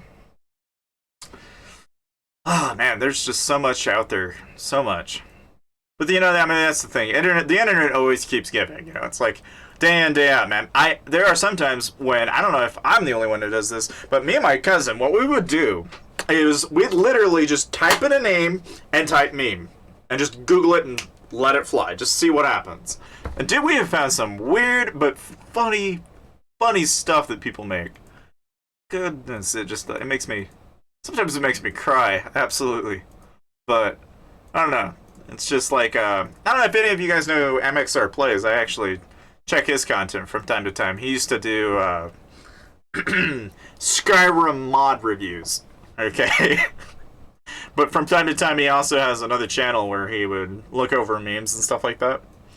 And so for me, guilty pleasure is to go onto his channel from time to time and actually look at some of the memes that they find. They find some pretty weird stuff on TikTok though, as of late. The clickbait on his channel is like absurd on one of his channels. He's got like really, really insane clickbait. But even still, it's like I don't know. 249144. Let's see what we got here. It's wood. It's wood. Anyway. Oh, wait, what's this? No, it's nothing important. So I would say that. Yeah, I know. I mean, that's the thing. It's like, well, it's like even today. Like, today's like 86 degrees. So I was like, man, I could go outside, maybe get like a beer or something, lay down, soak up the sun, and then everybody else is like practicing 6 feet distancing, staying home. It's like I was going to the park the other day, and you don't see anybody walking around. So you could just like go to the park, just chill, because there's literally nobody. Like last night, I heard some people that were like drifting, because I'm in a small town, so there's not like a whole lot of people running around. We have like a town less than 30,000 people. 86 degrees Fahrenheit. But it's just like around here, it's like, it's not entirely uncommon for people to like, so like some guy at like 12, I think it was like 1 in the morning, took his car and he was doing donuts. He was cutting corners, and then I heard the cops probably around 2 o'clock, because I think he finally aggravated him when he revved his engine like that for like a solid 30 minutes. I don't know why, but I guess the guy just was having too much fun. I really don't know what he was thinking at that hour, though. Because he, like, kept me up. I probably woke some other people up. That's probably why he got called on. But still, it's like, I don't know. Some people have been really bored during quarantine. I've noticed that. But yeah, it's I don't know, man. Um, there's something else too that comes to mind too. Is like, I mean, it's been nice out. Yeah, I'm looking for kills and resources. Yeah, I've noticed. And there's like kind of like some people that have been, I don't know, like it's been kind of interesting. This whole like stay indoors thing, you know, it's kind of interesting. I think my only experience is I'm doing my college senior year inside, which surprisingly is not as bad as I thought it was going to be, but it's still sort of stressful. You know, like it's kind of like it's like you have the benefit of doing everything at your house, but then you also have like professors who've never done anything online and are suddenly now having to do things online, and they're like, uh-oh, you know, and it's like, okay, well, this is going to be a learning phase for literally everyone, including me. But, you know, the stress of it is really not so bad. But even still, you know, it's like, oh, wow, really? Jesus. Yeah, that's a little insane, but, yeah, I mean, I don't know. Oh, yeah, I mean, man, my parents went to Belize not too long ago, and, they really loved it there. They've been talking about going back to Belize ever since they went there. They really liked it there because of the nice weather down there. They really like the weather. Here it's always cold and wet, or it's really hot and warm. It's one or the other, but it always sucks. So most of the time in Nebraska, you're usually either one or the other. You either like it warm or you like it cold, but you're never gonna like both. Especially because over here it's windy as hell, so you're like you get the wonderful Great Plains, which are well known because everybody knows about the Oregon Trail and the Westerners and all the people and Jesse James and all that jazz, right? You got all that mumbo jumbo, but it's like I don't know, like even today, like something that we were thinking about. I've been binge watching stuff about treasure hunting because I've been going through Disney Plus and I've been going through like oh hell, I think I was like going through and checking out History Channel. I've been checking all these treasure hunting channels, you know, and they've been digging stuff in the ground, and I'm like, you know, like I think like in the UK they were looking for Iceni treasure, and they were finding these silver coins, and the guy just starts digging them up. They got 1 coin, 2 coins, 3 coins, and I'm thinking like, now if only I could do that here, because I can't do it here, you know, like here it's like I dig in the dirt, oh there's a pipe, oh then there's a bomb, you know, like you're gonna get you're gonna get electrocuted, vice versa, you know, that kind of thing. But you know, it's just like perspective is everything. You know, it's just one of those things as far as like treasure hunting is concerned. It was very interesting to like see people dig in the dirt and enjoy themselves. And it's like during quarantine, I'm like, I found myself looking into things that I did not think I would look into. You know, like there would be guys that would take a stick and he's out in the middle of I think South America somewhere. I think somewhere in Chile, I remember, and I think it's called Primitive Civilization. I think it's the name. That guy takes a stick and he digs a pool out of mud, and then he fills it up from a nearby river. Does the whole thing with a stick. You know, the things on the internet you didn't think you would find, but you know, it's just like it's amazing.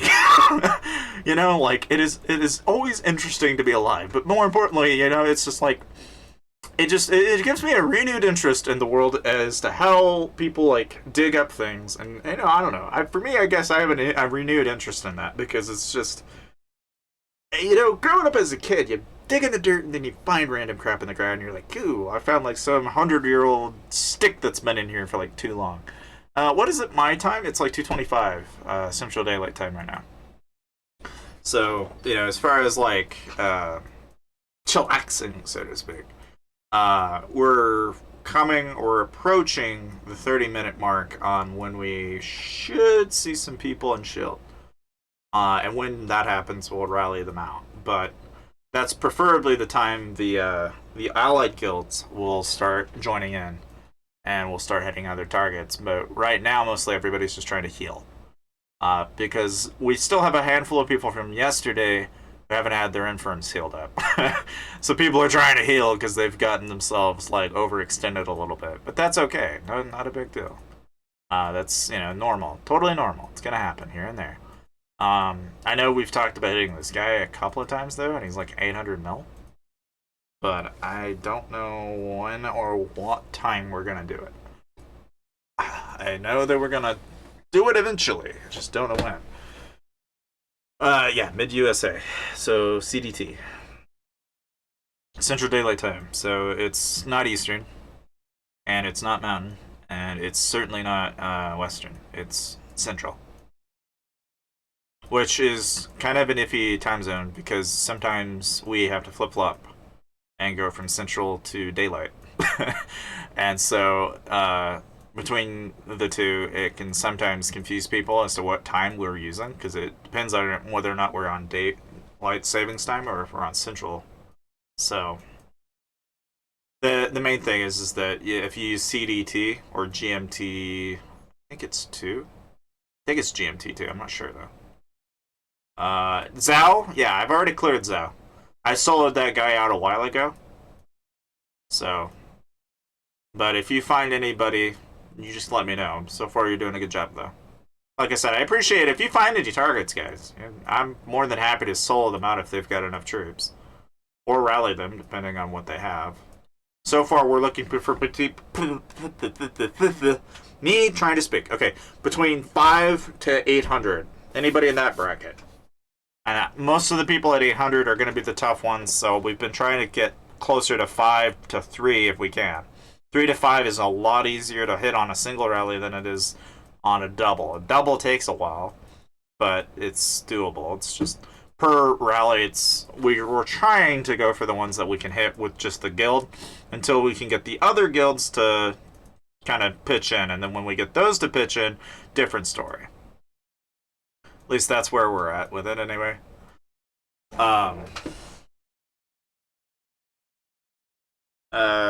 Astral Fabel.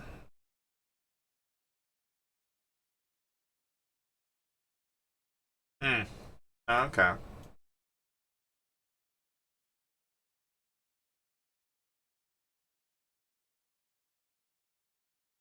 I see. That's the thing. I guess I'll show you.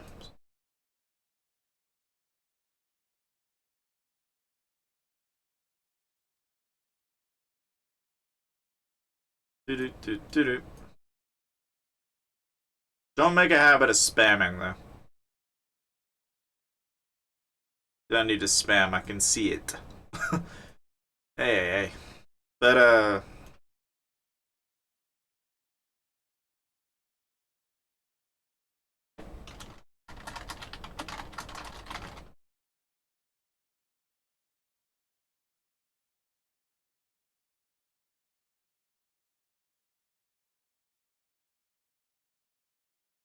anyway.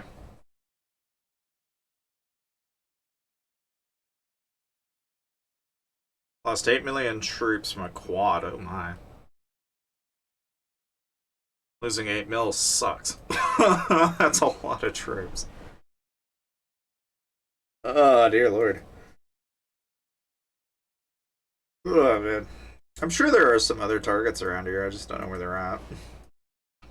I feel like if we find one, it'll be, it's gonna be for later today, but.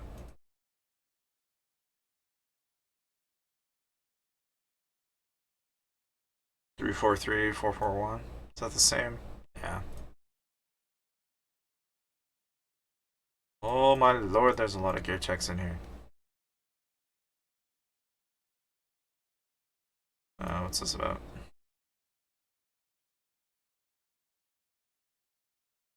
We're gonna take a break on gear checks, guys. I don't know if they're still here. I imagine you probably dipped out, but I don't know. Anyway, what's the best thing to research? That's a good question. I would say, you know, for me, if you're trying to research something, I would get Monster. Because if you haven't gotten Monster done, I would do that. That has a long reward, but down the road, you know, as you're approaching military, it's going to be military and economy. In particular, economy first, and then build up military right alongside it. But because you have to have one to have the other to do T4 anyway. Like in order to have it, you got to have a con, and in order to have the con, you got to have T4, and so you're just gonna have to go back and forth with it. But for the most part, the benefit of Monster is if you get that, it's gonna give you an excess amount of research bonuses down the road. You'll just get a lot of speeds, a lot of necessary resources, the little things that, as far as research is concerned, is pretty helpful over time. Like having a lot of monsters is not a bad thing to happen on your account.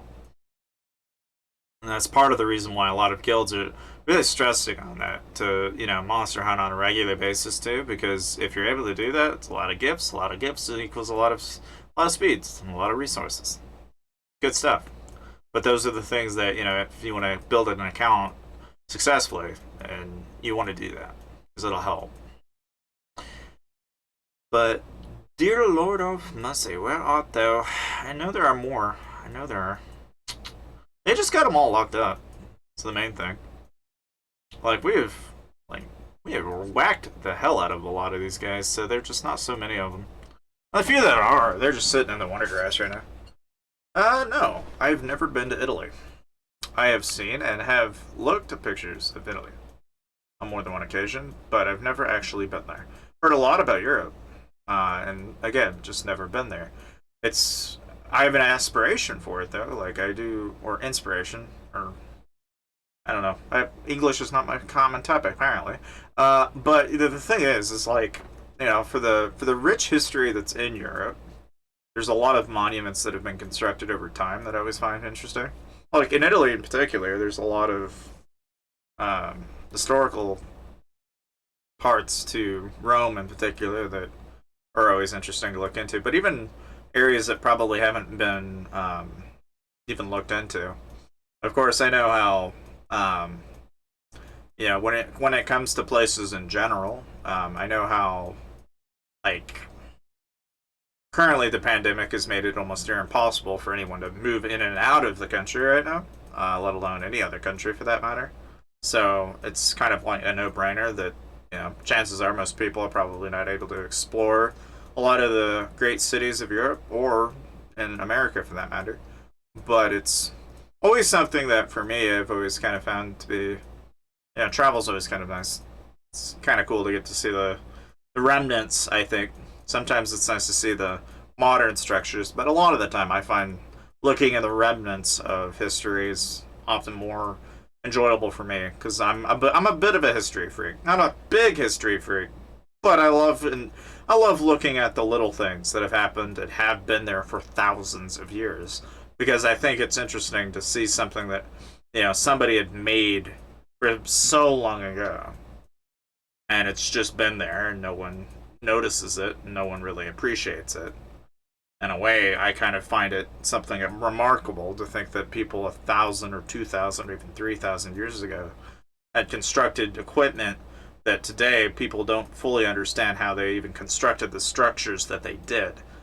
And for me, I find that to be a challenge and an interest that, it begs the question of what else they knew that we didn't. Because I think people tend to underestimate civilization, because it's oftentimes like asking how we do anything at all. Like most people can't answer that for themselves either. Yes, I do. Oh, that's cool. That's cool. It's always nice to have. It's always nice to have.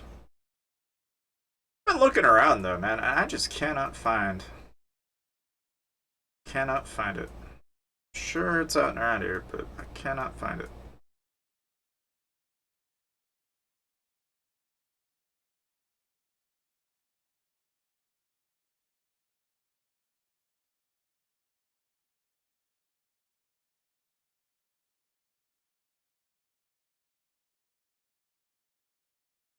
Hmm.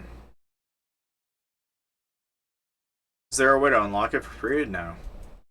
It's locked behind a paywall of $100. Gotta buy $100 pack in order to have it.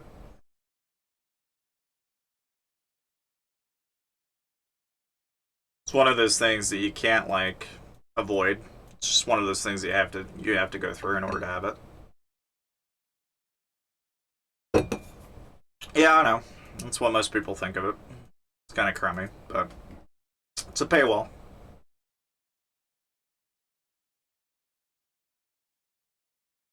Just a feature that, you know, you could have it if you spend a lot, but if you don't spend a lot, then no dice. Anyway.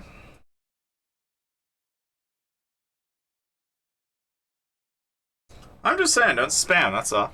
If you don't spam, I don't have anything wrong with you sitting there posting chords. Just don't spam chords. Especially if I've answered the question already. I promise the guy is empty. I have sold that guy out. He has Zippo, nothing, nada, not a little thing. He has nothing. He's what? Y441 X343.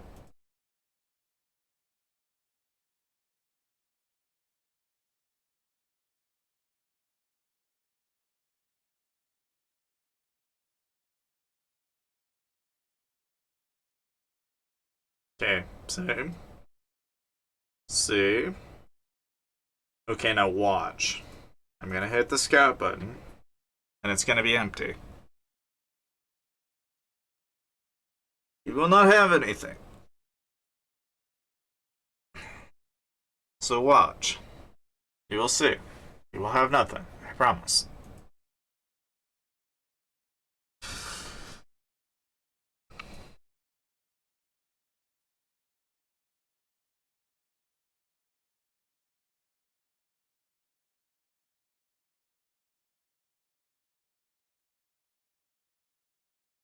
Hmm.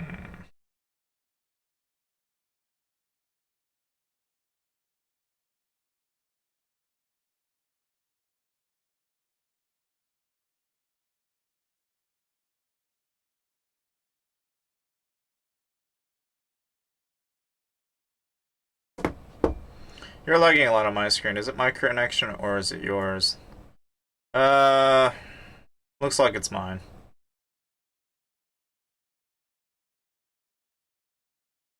According to this, the bitrate is a little bit on the low side. Alright guys, I'm gonna go ahead and close the stream real quick, and I'm gonna fix the bitrate issue that's causing the lag. And then when I get back, I'll rehost it, alright? So just a heads up.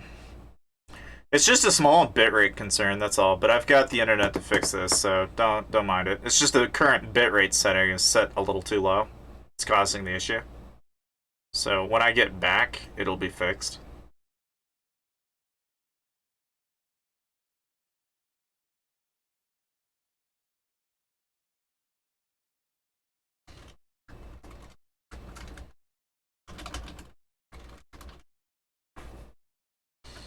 Alright.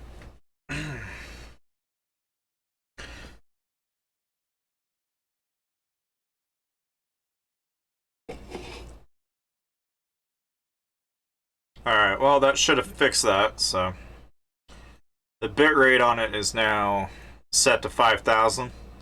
And so basically now the bitrate, you shouldn't have, like if I do this, you're not going to have as much tearing anymore.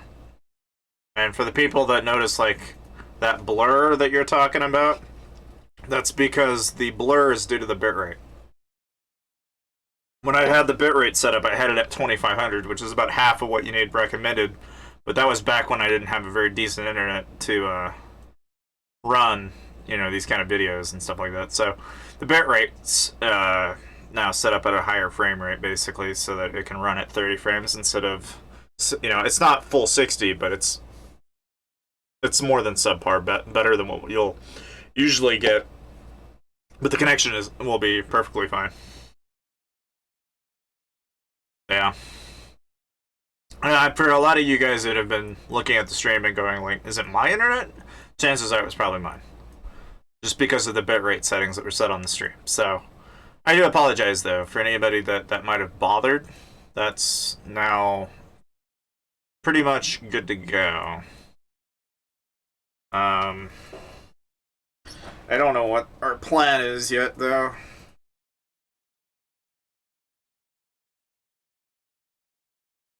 Because we're still talking about hitting this guy. Which, if we do, we do, but... Yeah, pretty much, Devin. People are gonna kill you. Well, why would I want to do that if I can do this? And it's like... Can't answer that.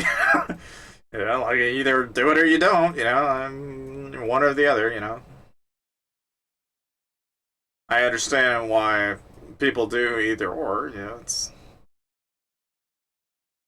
Oh, well, whatever the case might be, I've done what I've done what I can on my end, so I should be as clear as possible now, though.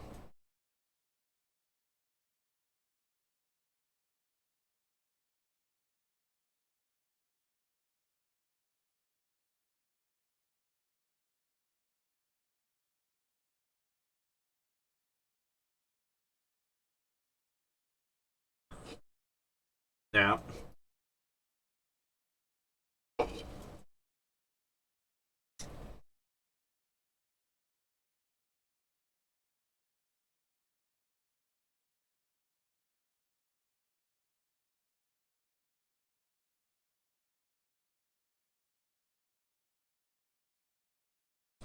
I don't know if we're gonna start just yet, but it sounds like we're going to. Or at least talking about it now. Compared to earlier, where we were just like, you know, like waiting for that moment where we'd finally go, you know, alright guys, let's go, you know. But, I don't know.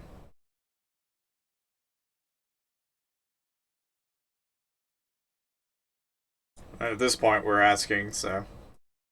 I can tell you at least now the ball's gonna start rolling. Yes, it is. Oh, is that why? Yes. That same Ryan.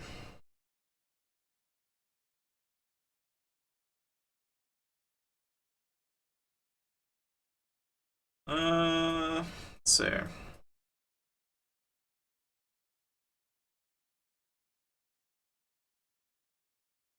Well, that doesn't surprise me.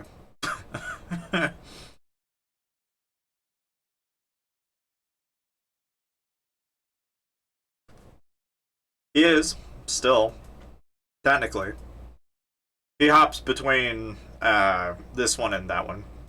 He'll probably hop for Emperor, but right now we're just kind of looking for targets at this point.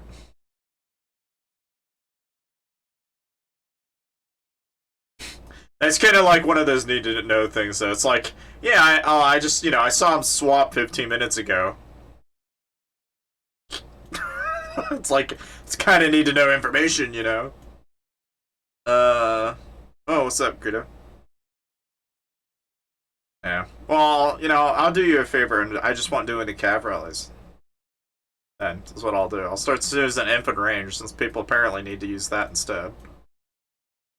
Um, I don't know, man. I think like right now we're desperate for a target right now. We're looking for people, so I think we'll hit somebody eventually, but I just don't know if people are like prepared for what they're about to go through. Yeah, yeah. Catch you later. Thanks for coming. Let's see. You know, I'm thinking, what if this guy is not wearing an NA? I wonder. I kind of needs to know these things. Does he have an anti? Does he not have an anti? I need to know. Yeah, blind hitting is awful, and I've done it enough times to tell you that it does suck. But I'm also kind of you know, I don't know. I've done everything in between. You know, it's like sometimes you're gonna hit some, sometimes you're gonna lose some. It's just the way blind hits are. You get some, you lose some.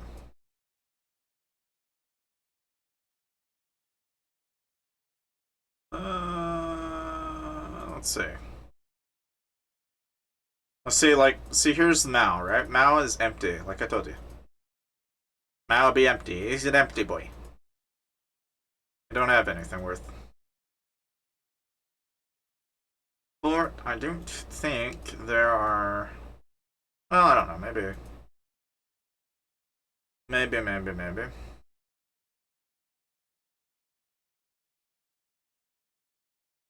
Why not?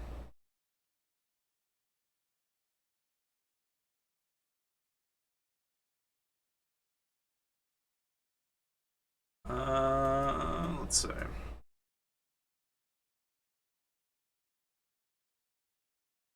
Let's see. Maybe.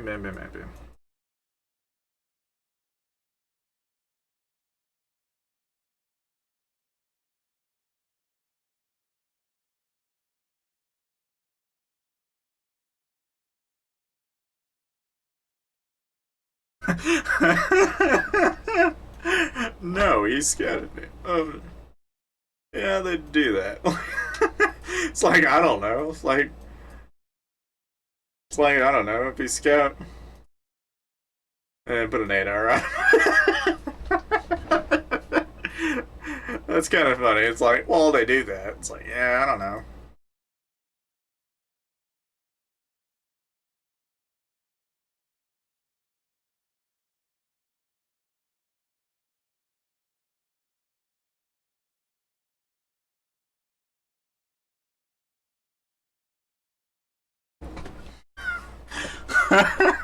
Oh man.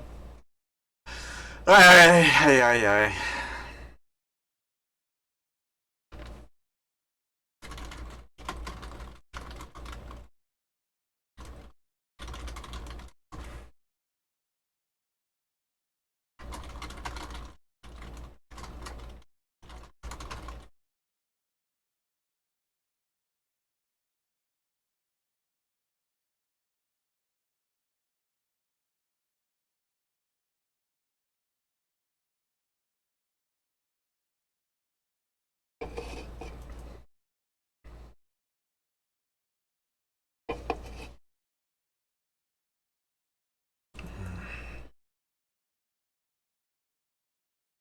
Ah, man.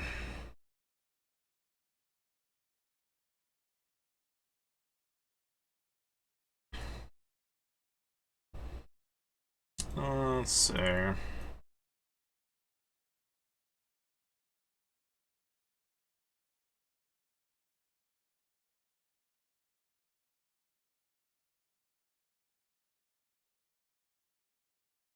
Well, one way of earning money would be to, well, what you could do,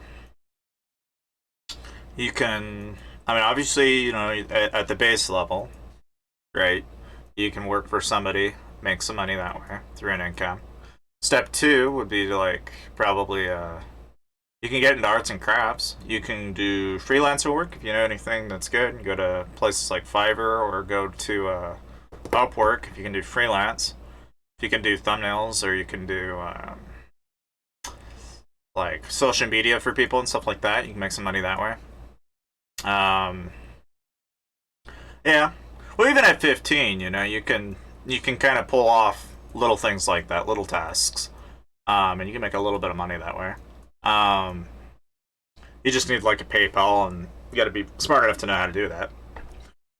The other way is like on app coins, they've got an invite only where uh, you can invite people, and they'll give you currency like $5, stuff like that. But a lot of that stuff, it's real rough. It'll be like pinching pennies. Um, it's like I think really the if you're trying to make a lot of like regular income, that's gonna take time. But yeah, eBay is a good way to do it too. Like if you've got garage sales in and around your area, you can go grab like some toys for $5.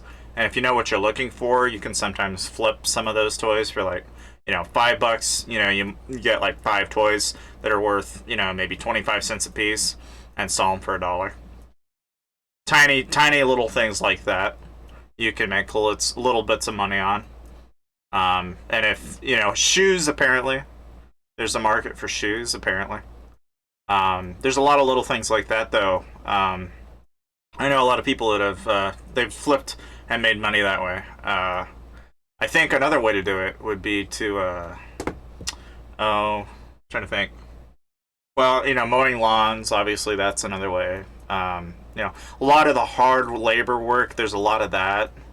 You can always find little things like that at 15 you can do. Um, yeah, is it fun? Obviously not. None of it is, but if you need the money and you want to have money to do anything, then that's what you have to do to get there. But the way I would go about it is, look for ways that can make you an income that is maybe not necessarily passive, because passive is kind of a lie. It is true and not true at the same time. Like, if you get into like YouTube, for example, everybody thinks they can be a YouTuber and upload videos on a day-to-day basis and get tons of money. The reality is it's not that easy. It is a lot of hard work to get anywhere on YouTube, especially on any social media platform. It takes a lot of time and a lot of energy. I know people that, what they do on Instagram. They'll get an Instagram that takes, like a concept of a brand, like, maybe somebody likes woodcrafts. So they put entire playlists together and share pictures about woodcrafting techniques or stuff of that. And they'll get a lot of people to follow those accounts, and then they turn around, they go to brands and they say, look, I'll put your link in my post and you can give me like $50. That kind of thing. I've seen that kind of thing go down. There's stuff like that that goes on. Is it profitable? I don't think it is. I think there are people that do it, but I don't think it's that profitable. And I think it's even against the terms of service now. A lot of that stuff is like black coded and not good. There's stuff like ClickBank and stuff like that that's out there. There's a lot of that stuff. If you go looking on YouTube, you'll find it. A lot of the get rich schemes are like, here, go to a shady website and try to get other people to buy through it. I wouldn't do any of that kind of crap. I know it's out there, but don't do it. It's not going to get you anywhere. You'll waste more time and energy doing it than you will anything else. The only thing really that a person could probably do is you could probably, like, for example, if you, I don't know. I mean, I feel like in this day and age, it's becoming more common for people to, like, if you can learn some coding skills, what you can do with like a little bit of web-based programming is you can make websites for people. There's good money in that. You got to know a thing or two though, and again, it's just one of those things that takes time. I'm using Nox.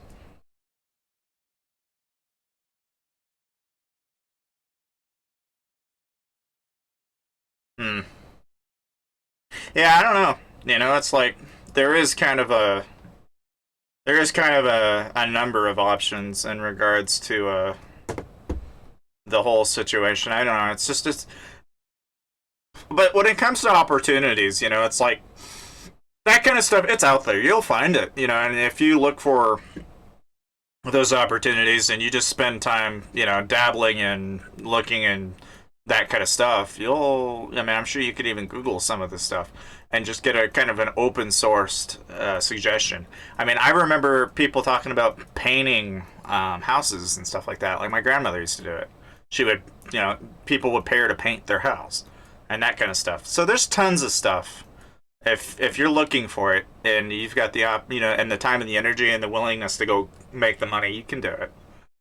There's always a way to. It's just you got to have the willpower and the want to, and that's what most people don't have. Or they're in places where it's too crowded and it's too hard to do it. In my case, I have kind of a little bit of both. It's like there are too few people in this place, but at the same time, I know what I can do. That realistically, the internet is like an ocean. I know there are tons of opportunities out there. You just need to go looking for them, find them, and do what you got to do to make the bread. That's all you got to do. It's what you got to do to get by. And how you do it. I'm sure everybody and their dog's got a way though. That's like.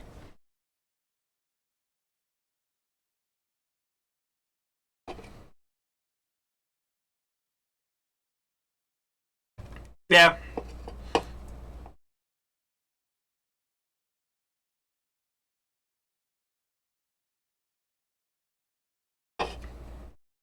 no, that's the thing. It's like I think with a lot of money making apps and stuff like that that are out there, a lot of them will save you money. Like there are apps that like AppCoins save money, but you gotta have money to save money, and it's really not saving money. It's really just like adding money on top of the money that you're already spending.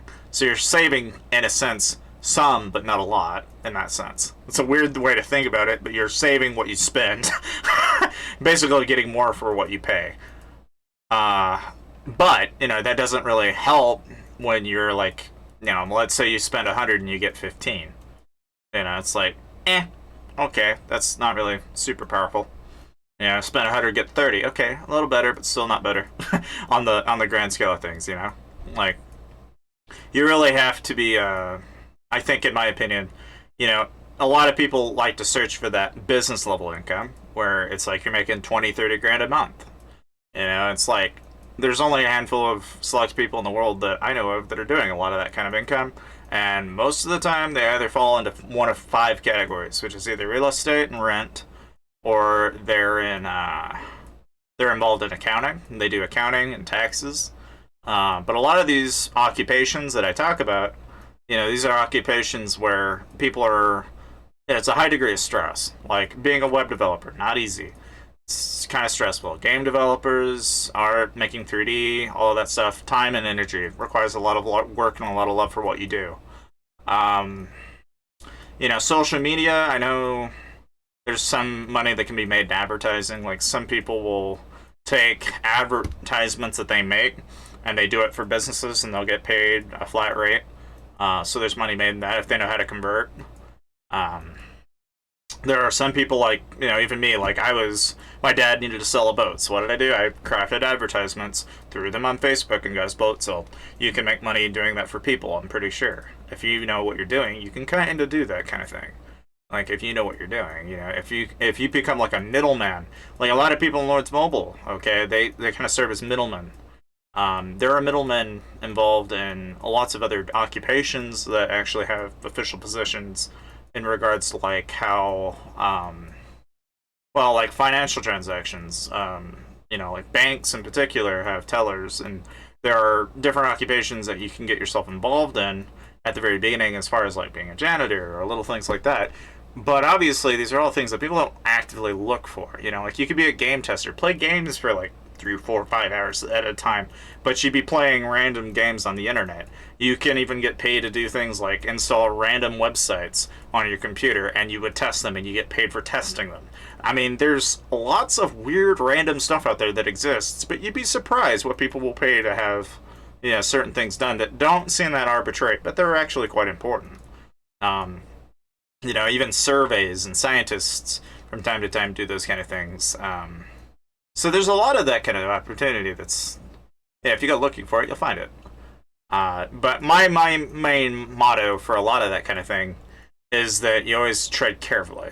It's like some of it sketchier than it is worth.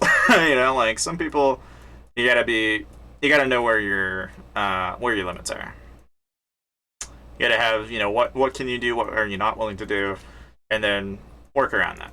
But it's just, I don't know. It's the struggle is real for a lot of people. And it's different from every walk of life in every country. It's like opportunity is not be easy for me. It may not be easy for someone else. But I know the opportunity is there, and that's what that's what I would do. Obviously, the advice that I am saying may not apply for everybody. Some people have different situations that they're in. And so for that reason, it's not like I can give you, hey, here's a textbook way on how to do something. But chances are, where there's one, there's always two. Where there's 1, 2, or 3, there's always 4. There's always another way. And where you find it, man, that's what you do. That's what you do. Well, wait, what are we talking about now? And I haven't been paying attention to chat. What are we going on?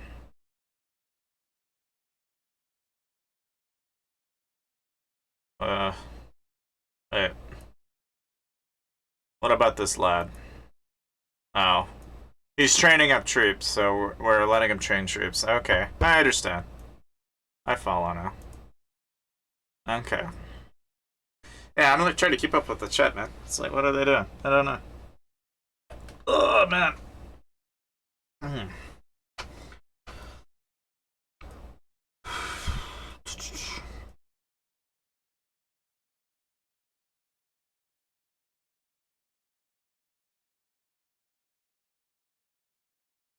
Yeah, Ryan, no blind hits. We don't be doing that. No, not at all. It's not like we haven't done that at least 4 times today. Uh, but I admit there's a consequence to hitting people blind, which is that I'm often wrong when I think they're in one phalanx or the other. I often end up hitting the wrong phalanx, and they often end up being online or vice versa. And if it's really bad, they bubble. So I don't know. Oh wait. All right. Well, PayPal is kind of like a little thing, but once you get through it, it's not too bad. The only thing that's nice about having a PayPal is it's kind of like a doorway, like a bank, but a doorway that kind of keeps transactions locked if something goes awry for any reason. It's a great payment system at times and a really terrible one at other times. There are times when PayPal can be more aggravating than it's worth. I've had times when PayPal will do shit that just makes you wish you had done it some other way, but I don't know.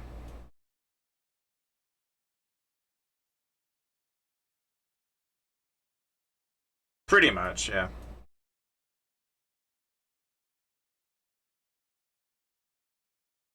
Yeah, it's not complicated.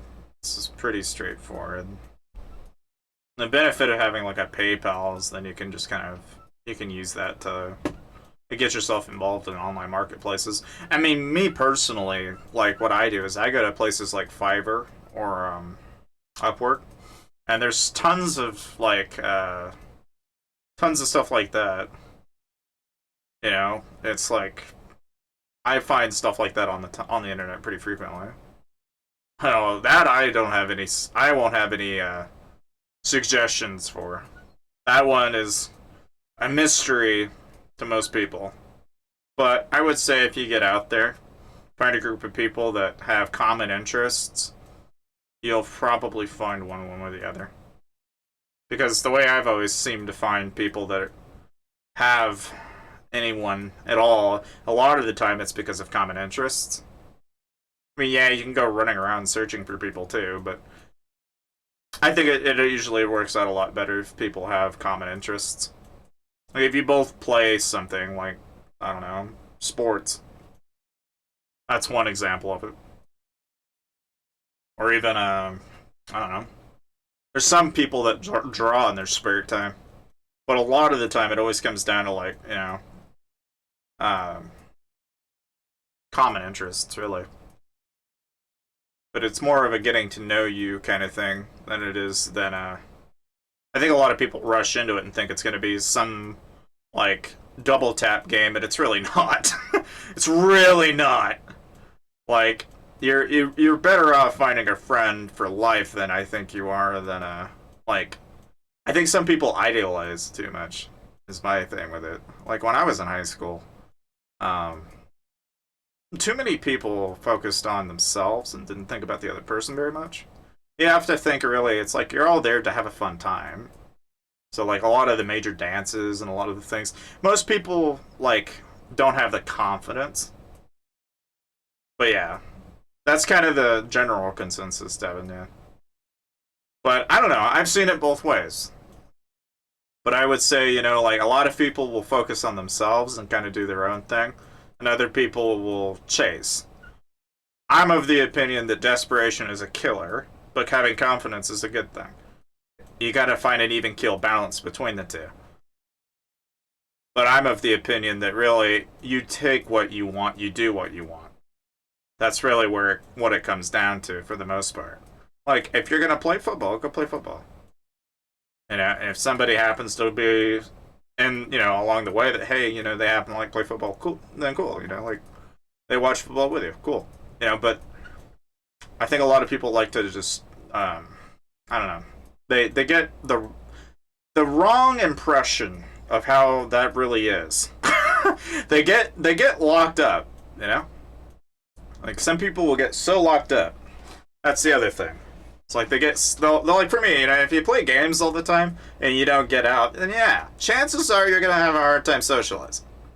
You kind of have to make yourself available. You have to kind of make yourself willing to go out with a group of friends to go see a movie, and maybe you bring like a group of people, and maybe you all go, hey, let's go see a movie or something, or like maybe you go to the tennis court and you play tennis or whatever it is that you want to do, but like something I would do in my spare time is a group of us were, like my friends, we would play bowling.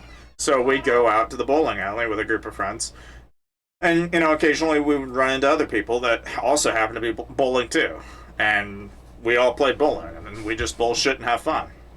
And that's, for us, it was, you look for those kind of social gatherings, so to speak, to kind of have a fun time.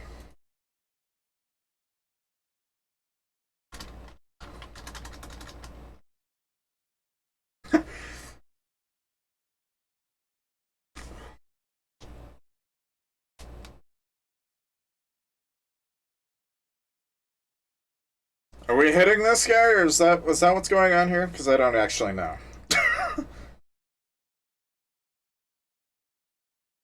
Yeah, I did the same thing, Devin. I did the same thing. I was in high school. I would bowl. I never played. I played on the. I was never good enough to like play on the varsity team, but I did play on the junior team from time to time, and I always rolled like a near 200. I never rolled. I could never get past 300. I was bowling. Oh, what was it? Oh hell, it was like I think it was one of the.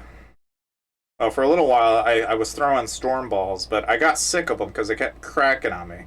So I quit using storm and I went over to hammer.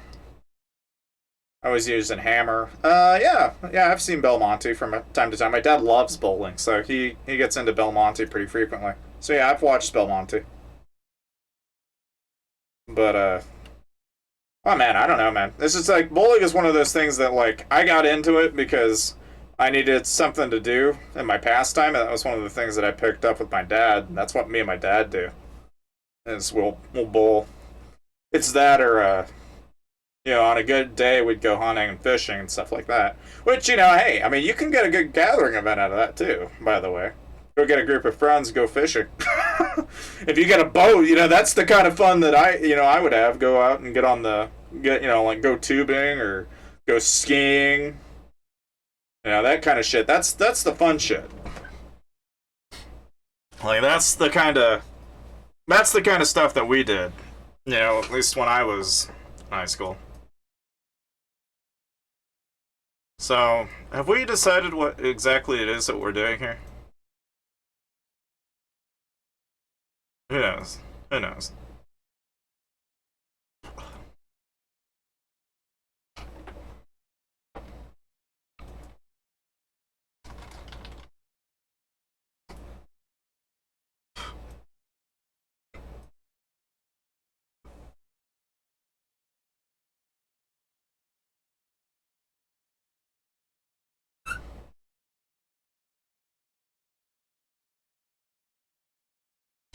Anyway.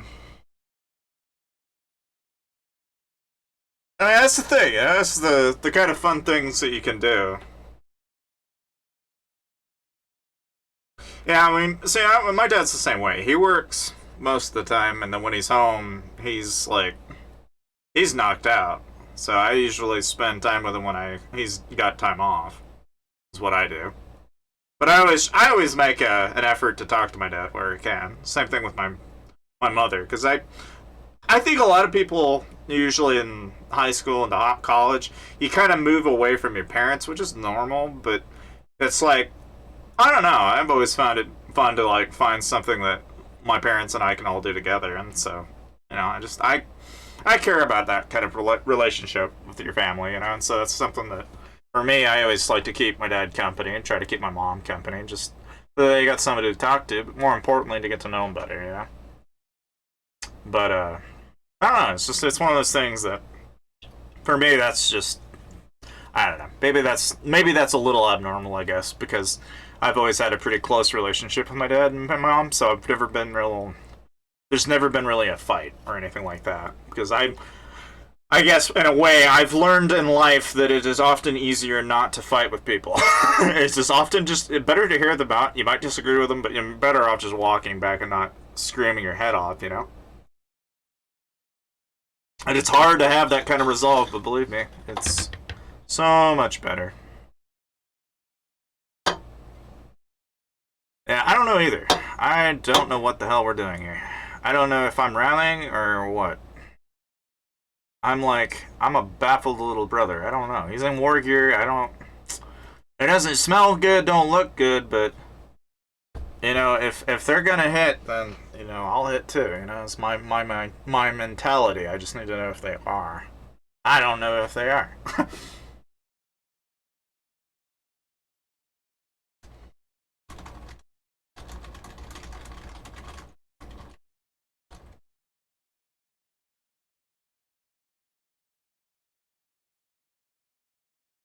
uh.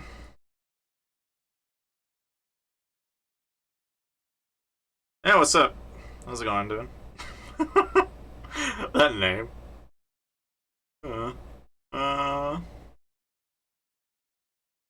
Yeah, we're getting close to an emerald box now. I don't know. We are pretty close. We're at 980 now. There went the emerald. You know, there's an emerald box.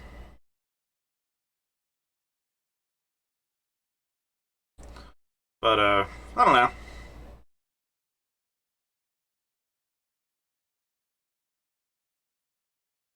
Well, it looks like we're gonna hit this guy. Because FRG's gonna pile in. So if UMR piles in,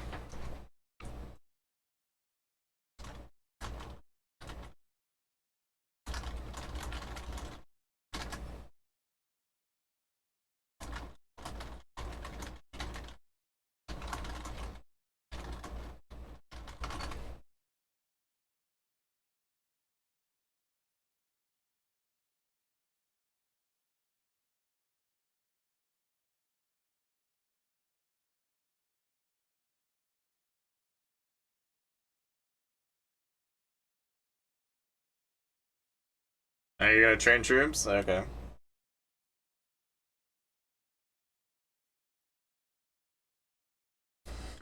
Anyway.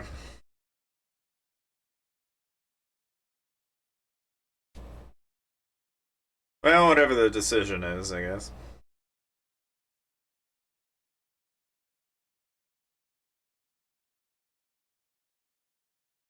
Let's see if they mail. No leader? Okay. So they want a 60-40 him?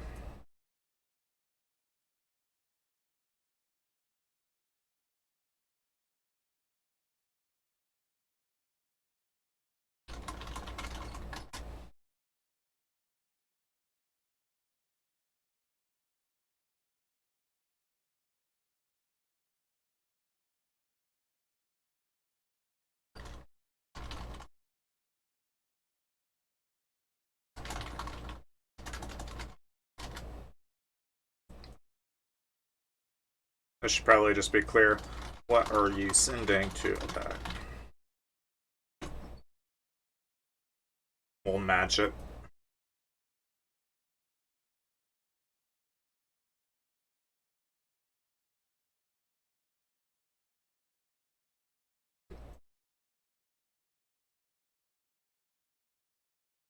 Hopefully I did not delete any messages of importance, but I apologize if I did.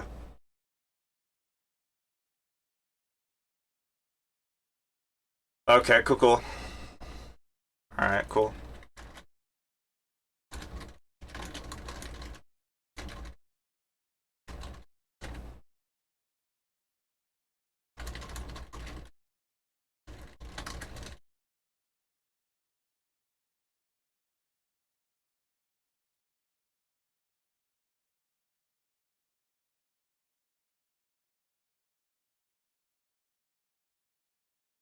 Okay.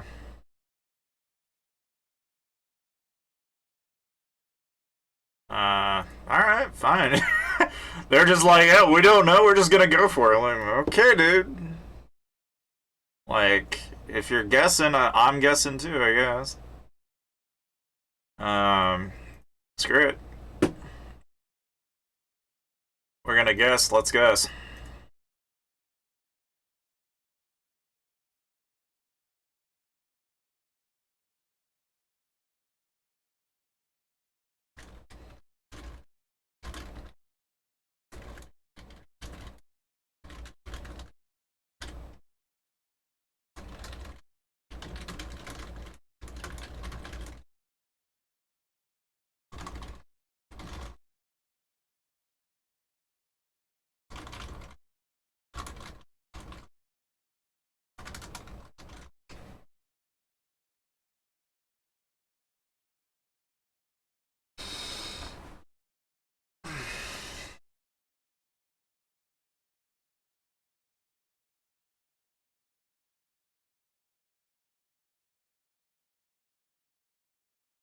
Alright, we'll just do it.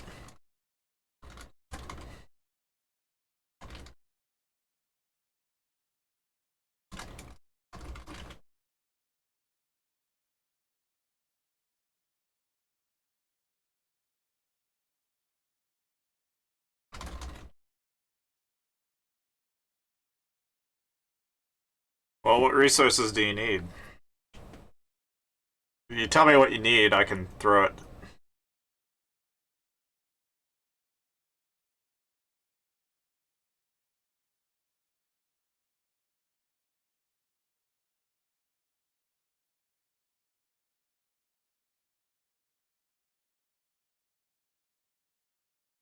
Just food?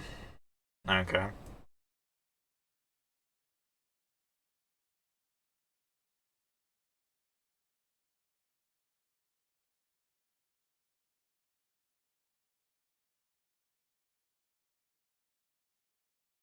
I'm about to siren this, wake everybody up.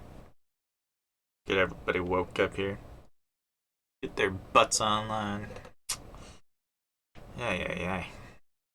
I gotta wake them up. Hold up. We gotta wake up some people. Get them ready for the rally here. Hold on.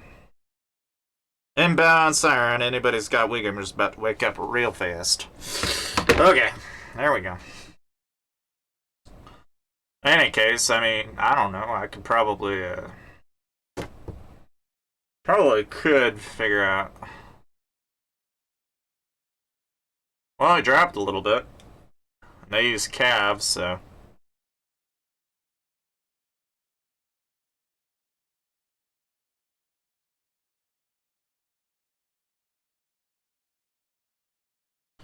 About to find out whatever the hell we're hitting, I guess.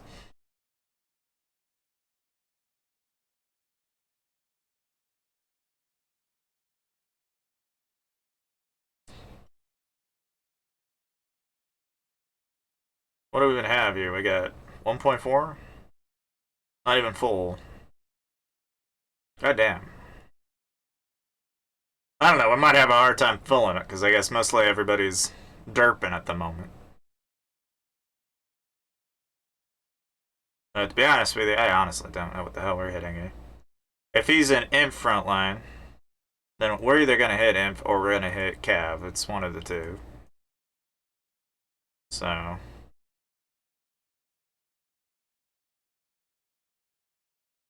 But we're going 60-40, so the worst that can happen here is I'm wrong and we hit something that's not it, you know.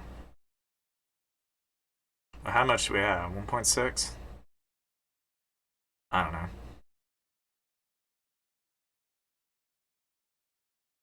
I don't know about that.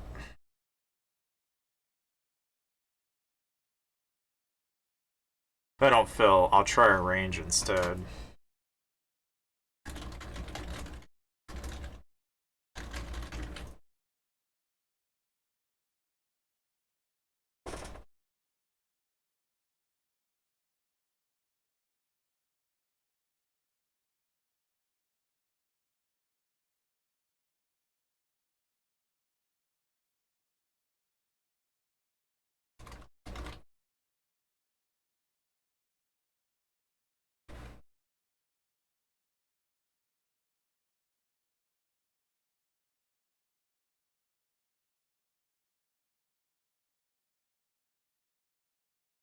I smell it. That doesn't. That does not look. It looks sketch to me. Behold. That's sketchy. I don't like hitting sketchy targets.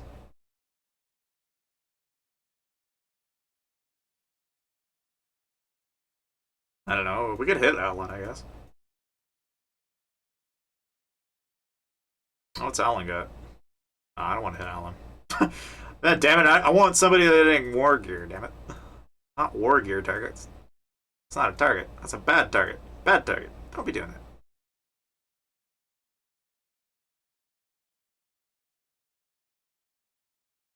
No, it's that kind. That's not how that works. We hit targets, but we got to be smart about it. Can't be dumb. Can't be just hitting people. Damn it! Can't be hitting people just for the sake of it. I mean, we could, but come on, let's be real here. We don't want to lose them just because. I'd like to hit them if I know they've got no war gear on. That's a little easier. Like, I think Amelie, if he ain't. Yeah, well, he is. I mean, I can cover reloads, that's fine, but. Like, if we're gonna hit people, let's at least hit people that we know are offline, guys. I don't want to hit someone online, that's just no fun. Is it, it's like you hit them, and then they swap, and then you hit them again, then they swap, and you just gotta keep having a freaking trickle away the troops, which is no fun. But, I guess to our benefit, we could look for someone else and just do that instead. So, I don't know. But I'm thinking, yeah, it's a no go on that guy. That's not a he's not a target. He's a target, but not a target at the same time. I need a triple to target that. I need like a full triple. Full triple. 2 or 3 triples. Just go bueno. And then it would be no problemo. But no triple, no problem. 2 triple, maybe. Maybe overkill. But 1 double. And maybe. I could consider it. But I just don't feel like there are any targets right now. Because as time has gone on, there are less and less people that are not shielded. And then they get hit, and now there are no more people that are fitting that description. So it's like, what am I supposed to do? They keep freaking getting left and right. Like, oh my god. Like, what am I supposed to do? I just know the people in war gear ain't really a choice. Just think they're poor choices at best. However, that does not mean that there aren't targets. Just gotta find them, that's all. I just want to hit a target that's not completely annoying to hit. That is all I want.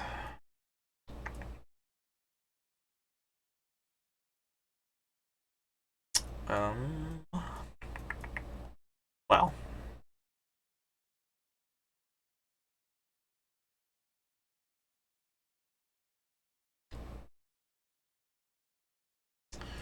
I'm looking. It's just a question of whom. We just need to find us another one, that's all. And there are certainly better ones out there. You can't tell me that that's the only one out here that we can hit. There are better targets. I know there are better targets. It's just a question of which one, where. But if we target, this one kind of sucks. Because you have to hit more than once to get through it.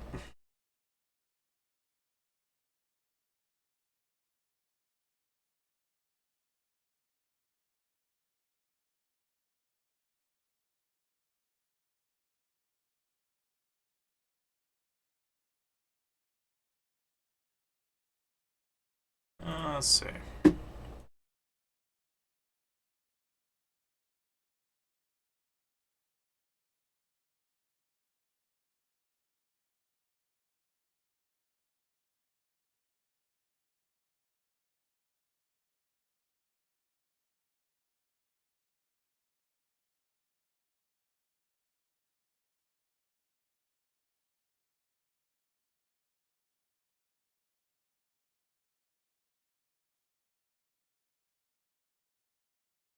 Queen. Double, double. No. Why would we want to double that? It's online. It's in gear. I mean, we could, but come on, guys.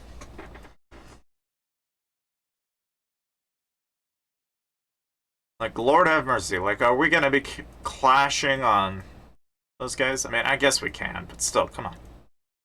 Come on. Why we do that? That would be insanity. That's what it would be. It's not that we couldn't do it, it's just we probably shouldn't do it. That's my answer to that.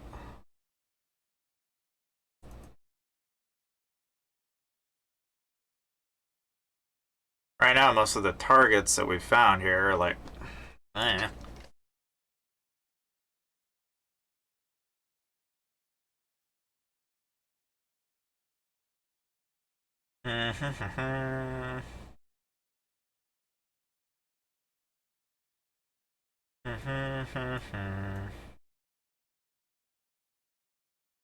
Yeah, I mean, he's just gonna be too rough. It's the only thing.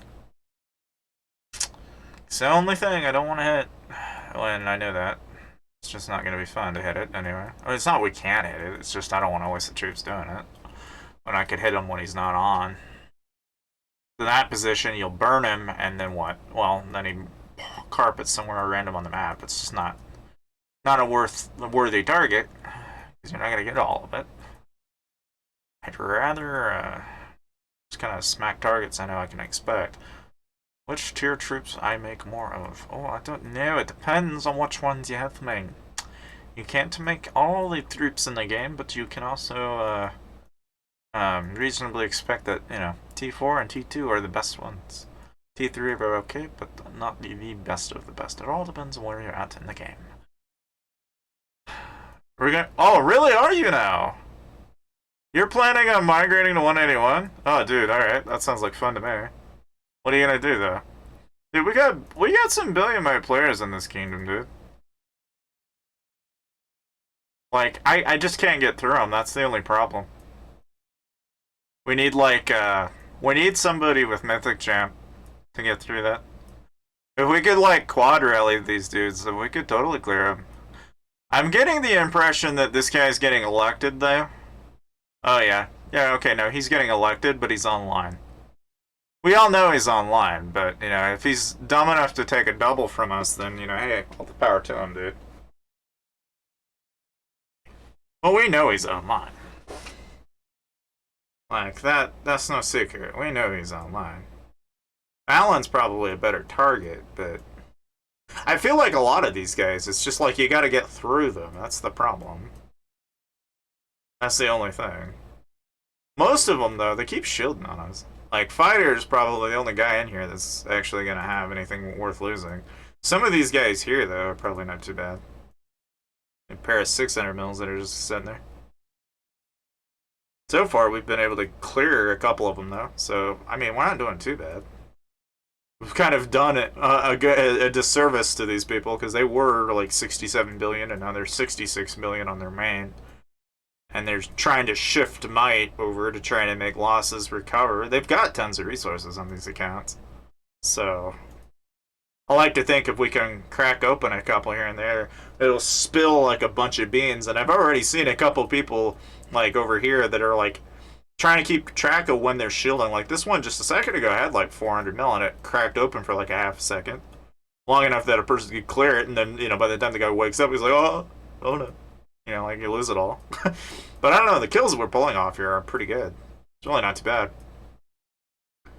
But, dude, I don't know. Like, honestly, I'd love to see where we go from here. I think we'll probably catch more people, especially with the onset of the Emperor coming up. So that'll be interesting. I'm just trying to decide if I should do Emperor. I'd like to join in, though. Like, if somebody's down, I will hop over into a guild and help do Emperor. Just because. It's only something I haven't done in a while. The only time I did it was a long time.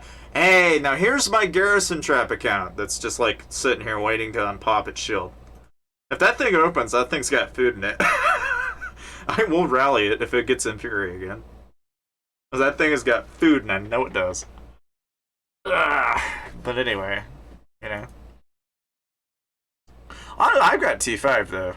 Like I got T5s too. I got T5s, man. These guys don't have T5s, and they don't have good gear either. That's the other thing. They don't have any champ gear. That's what makes these guys so easy. They don't have any mythic champ or any of that, so they're just sitting there waiting to get hit. They've been too comfortable for too long. In fact, I think if we could pull it off, it would be kind of funny if we could get a rally party to like break down some of these guys that are like 1.3 billion who just sit here, because these dudes would be kind of funny. I don't know. I don't know, man. I don't know. I think people with mythic champ would do it too. Like this guy, man, he's got mythic pieces. He's mythic. But he's got a purple ambrosial. And legendary pieces. He's easy McGizzy. Then you got Dugimia. And Dugimia is like, you know, he's got a champ. I got a champ piece. That's it. That's all I got. It's not even that good. Yeah, it is a dead kingdom, dude. It is definitely dead. It's ruled by like basically one guild. It is not ruled by anyone else. It is literally a farm kingdom. It's been a bot kingdom for the longest time. People like Zon and other people would come over here and they'd buy resources off these guys and they'd just pour it away. Like I would see somebody build 10 billion might in my kingdom and then float off. Like they've been doing it forever. I've seen them do it multiple times in this kingdom. It's just one of those things that like all of a sudden now it's like the whole operation that they've had is getting spilled wide open and they're just losing stuff, which is cool. I like where it's going. I mean, I would like to think this guy's a target though, if he's offline. I just don't think he's. I think he's Annie, but hey, if he wasn't Annie, he wouldn't be too bad. I wonder if I've got any of the, because like I got some comps on some other guys that've got some stuff on them. A lot of 30 mils in here. But a lot of these guys, they have T1s. It's like, what the heck? What are you doing with T1s in here? What are you doing? Like, why? But yet, they exist. 1.6 billion, but yet he's like, you know, like, I don't know. D2 Chen's like, you know, a little bit more impressive, but still T1s. I don't know why they have T1s. I have no idea. They're a little crazy. T Orange's got 14 mil, but not, you know. A lot of these guys don't have buffer. A couple of them, you know, like this guy's got 20 mil and 1 mil across. He's got a little buffer, you know, a little bit. Not too bad in buffer, but still a stupid amount of T1s. No one has to wonder, like, well, why would you want that many T1s? You know, and so, like, I don't know, even, like, Exxon is, like, 13 mil, and still a little bit, you know, but not as much. Wonder if, do we have any other reports, or is that all of the ones? Oh, yeah, and then there's Mao Baby. So, Mao is 25 mil, 2.3, 2.4, with 5 mil across, and he has T1s. Like, I got reports on Mao. Let's see who else. I've got a report on D5 Land, which is the billion mite guy, and he's like popping 4 or 5 million with 2 to 3.5, and he's got some T1s in there. All of these guys have T1 for some mysterious reason. I don't know what the idea is behind that though. Let's see. Do I have any other older reports that are not terribly old, but still recent enough that we could use them? Now, I probably have more on my alt. I could probably pull up because I've got some that I've saved over the time I've been here. But, well, like I said, you know, I don't know. I don't know if we'll ever migrate, but like I said, I plan on clearing out most of the guys here, especially up to Wonder War, because there's plenty of them sitting here and they just kind of chill. So, while they've got a couple billion sitting out, I don't see any harm in it, really, because compared to a lot of people, this is the kind of place like you'll pop open a billion, and then you can basically crack open a billion resources and heal up for practically nothing. You don't have to spend for resources or anything, you just crack up 4 or 5 billion across. It's just a matter of getting to it is the problem, because these guys are pretty protective right now. Now that they know they're like no longer in control of the situation, I can already tell that they're already heading for the hills now. They've been popping shields left and right. Billion-mite players are shielding in this kingdom right now. So, I don't know. Don't know how long that's going to last. Yeah, I'll look at it. Why not? I look at it. Why not? Online. Okie dokie. Alright, alright. I guess they like trying to let me know. So that's cool. But, well, I don't know. Let me look. Okay, here we go. W plus R. There we go. Kind of a neat, unique. Weevil Rise. Cool. Cool, cool. It's a monster hunting guild. All nationalities. Oh boy. That's kind of neat. Cool, cool. 009. Looks nice. Looks like a start. Doesn't look bad to me. And if I was starting out, I'd probably join it. It's like something fun to me. Obviously, it's like, when I've been in guilds and stuff like that, I mean, obviously it is a little bit, to be honest with you, I'm the type of guy that'll, like, pick a guild and stay in it for, like, the longest time. Until, like, eventually something happens, and then I go, okay, now it's time to go do whatever and do everything that's fun. Like, let's go hit people on a regular basis for, like, 3 or 4 days straight. Let's live stream the whole damn thing while we just clear accounts left and right. Like, it's what you do. And I think it's the whole point. It's the point of having any fun. Now, don't get me wrong, I'd love to do rally parties, too. I'd love to just keep going. I honestly don't think I'd stop. Like, if anything, if there was an opportunity to get, like, 4 or 5 guilds in sequence and start smacking targets like this, I would. I wouldn't even think twice of it. And the amount of kills you'd rack up would be insane. I think you could easily pull off, a record number of kills off these guys if you could just get the people to do it.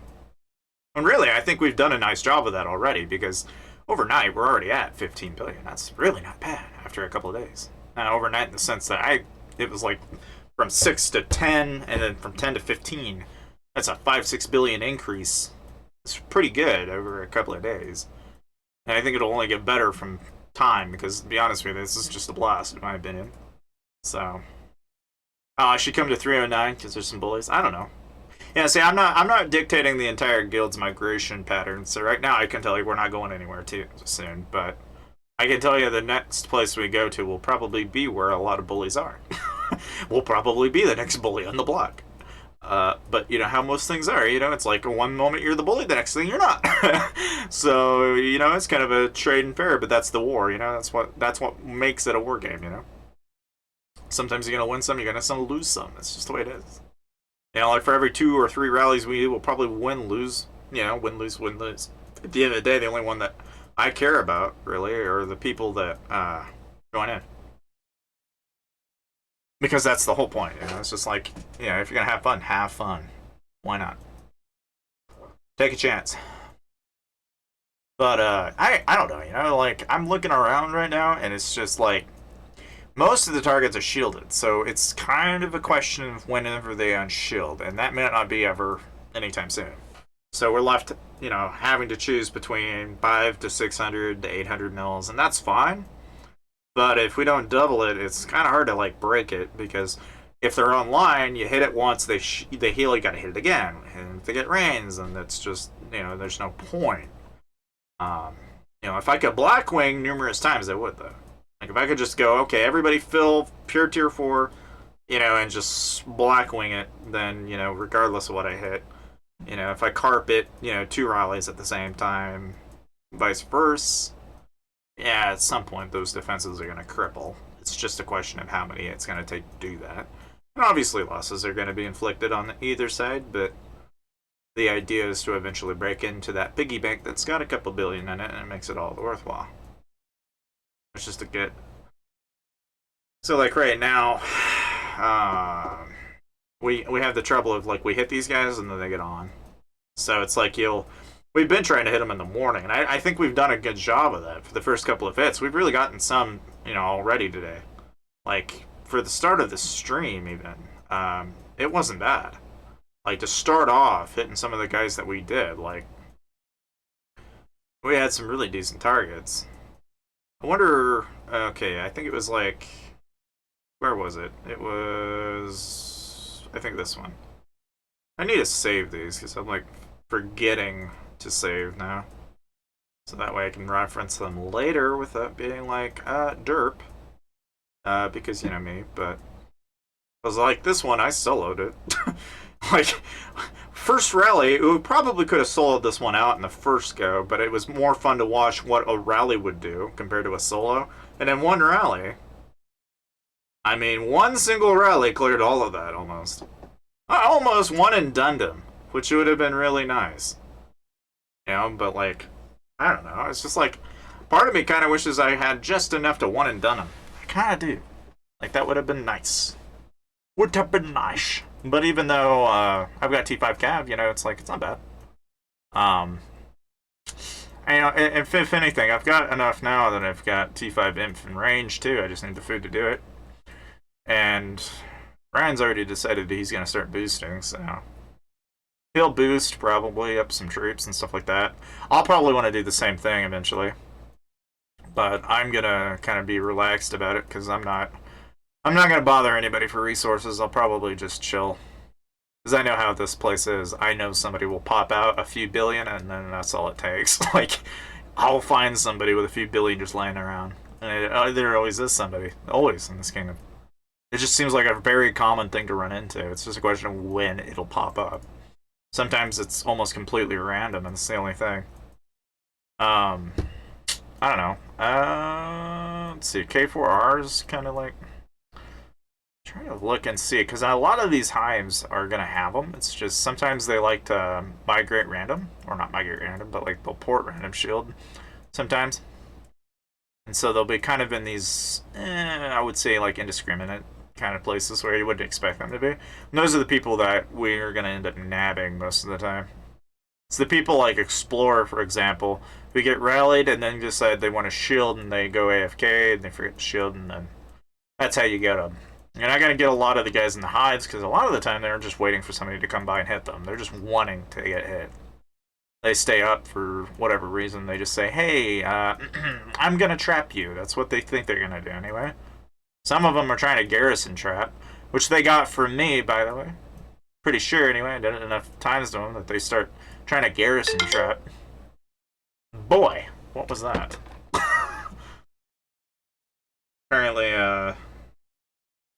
Apparently, I am not the only one streaming today. That is what my phone is referring to. It's like, aha, it is not over yet. There are more people. What are the odds? I wouldn't be surprised. But of course, you know, I don't know. YouTube has a funny way of notifying people like 2 hours after the fact, I've noticed. Or like you're just watching a stream, you know, or something like that. You know, or even in the middle of a stream, and then like genuinely, YouTube goes, I think you want to watch that, and they will like remind you 2 hours after the fact the stream's over with, or they'll remind you 2 hours after the stream's already been going. It's like I don't know what their notification system is doing, but it's not working as intended, in my opinion. Seems to be lagging behind considerably, which is not a good thing. Is there any guild for solo traps? I don't know of any off the top of my head. I'm sure there are plenty out there, though. I mean, I would be surprised if you ask Stowtrap. I bet you Stowtrap probably knows. Because Stowtrap does that all the time. But, you know, I don't know. I mean, it's just one of those things that, like, when it comes to solo traps, I'm sure you could pick a kingdom, any kingdom you want. Pick a, you know, like, I don't know, like, pick a war kingdom, 600 plus, anywhere in there. Bet you could pick any of those, and you're probably going to run into a solo trap guild once in a while. If not, you're going to find an enormous number of people just like me who are going around looking for people to rally and clearing them out, and then doing it all over again so that we can continuously rip the benefits of rampaging against people that clearly have no idea what they're doing. But that is kind of the general synopsis of exactly what we do. You know, it's just that's the blast. That's the whole point. And don't get me wrong. You know, if you want to make this kind of thing doable, as opposed to like just buying stuff straight off the Google Play Store, you go through AppCoins. And I've got a tutorial in the description. If you want to check that out, you can save up to 25% when you buy packs, which is pretty damn good. you're going to buy packs anyway. I mean, for spenders in general, it's just the way to go about doing it if you're going to do it. It's a lot better than a lot of alternative methods that have been promoted in the past, in my opinion. But, obviously, just like everything, I throw that out there because you can always check it out. It's in the description. I've got it there. I got 2 links, both for an emulator and for the phone. Either or, but you got to have an Android or a computer to do either or. But I've tried to help you both either way, so you can kind of figure that out. But, you know, for the most part, the main thing really is that once you get everything going, though, you can buy packs, get stuff going, you can kind of do any number of things. It's kind of neat. All kinds of different things you can do. Now, the major thing is whether or not there's going to be a target floating around here, and I know there will be. I know there's going to be a ton of people, though, that are like, you know, we incite all this violence, you know, we bring all these people in, and now all of a sudden, we got all these people that are like shielded, but they're not part of any one particular guild. I can't help but wonder, at what point will it take? Will those people on Shield find themselves in a position where they're getting, you know, literally hit by the same people that they just joined like an hour ago? I feel like that's gonna happen, and I'm gonna feel bad for those people because it's not like I'm wanting to hurt them. You know, like, hey, I'm like, you know, bringing people in, recruit, you know, and then they forget to shield and they get hurt, and then I'm like, well, I guess you probably should have stayed in the guild, but, you know, I can't be too picky, but, you know, it's like, kind of try to avoid friendly fire, I guess, or do you call it friendly fire? I don't know. You know, it's kind of something that falls in any one category. I'm just not really sure where it falls into it, you know? It's like it's one or the other, but again, you know, it's, I don't know. Anyway, kind of been a quiet time, though. There's not a whole lot going on, which is too bad. And I'm sure there probably will be more down the road. It's just a question of when. I'm sure we'll probably find some, and when that does happen, it'll really kick up. But I'm just thinking it's probably based on what I see already. I just don't think anything's going to hiccup too fast, so I think we're going to call it a break for now. But if something happens to pick up, then we'll re-stream the whole thing, and we'll go from there. But otherwise, if you guys want to check that out, make sure to hit a like, subscribe, you know, share the channel if you haven't already, and of course, the main thing, you know, like I said, be looking out for the stream, because like I said, if we ever find a target, we will rally that right on the spot. So I'll be up and around all day today. So anyway, well, I'll catch you later. See you then.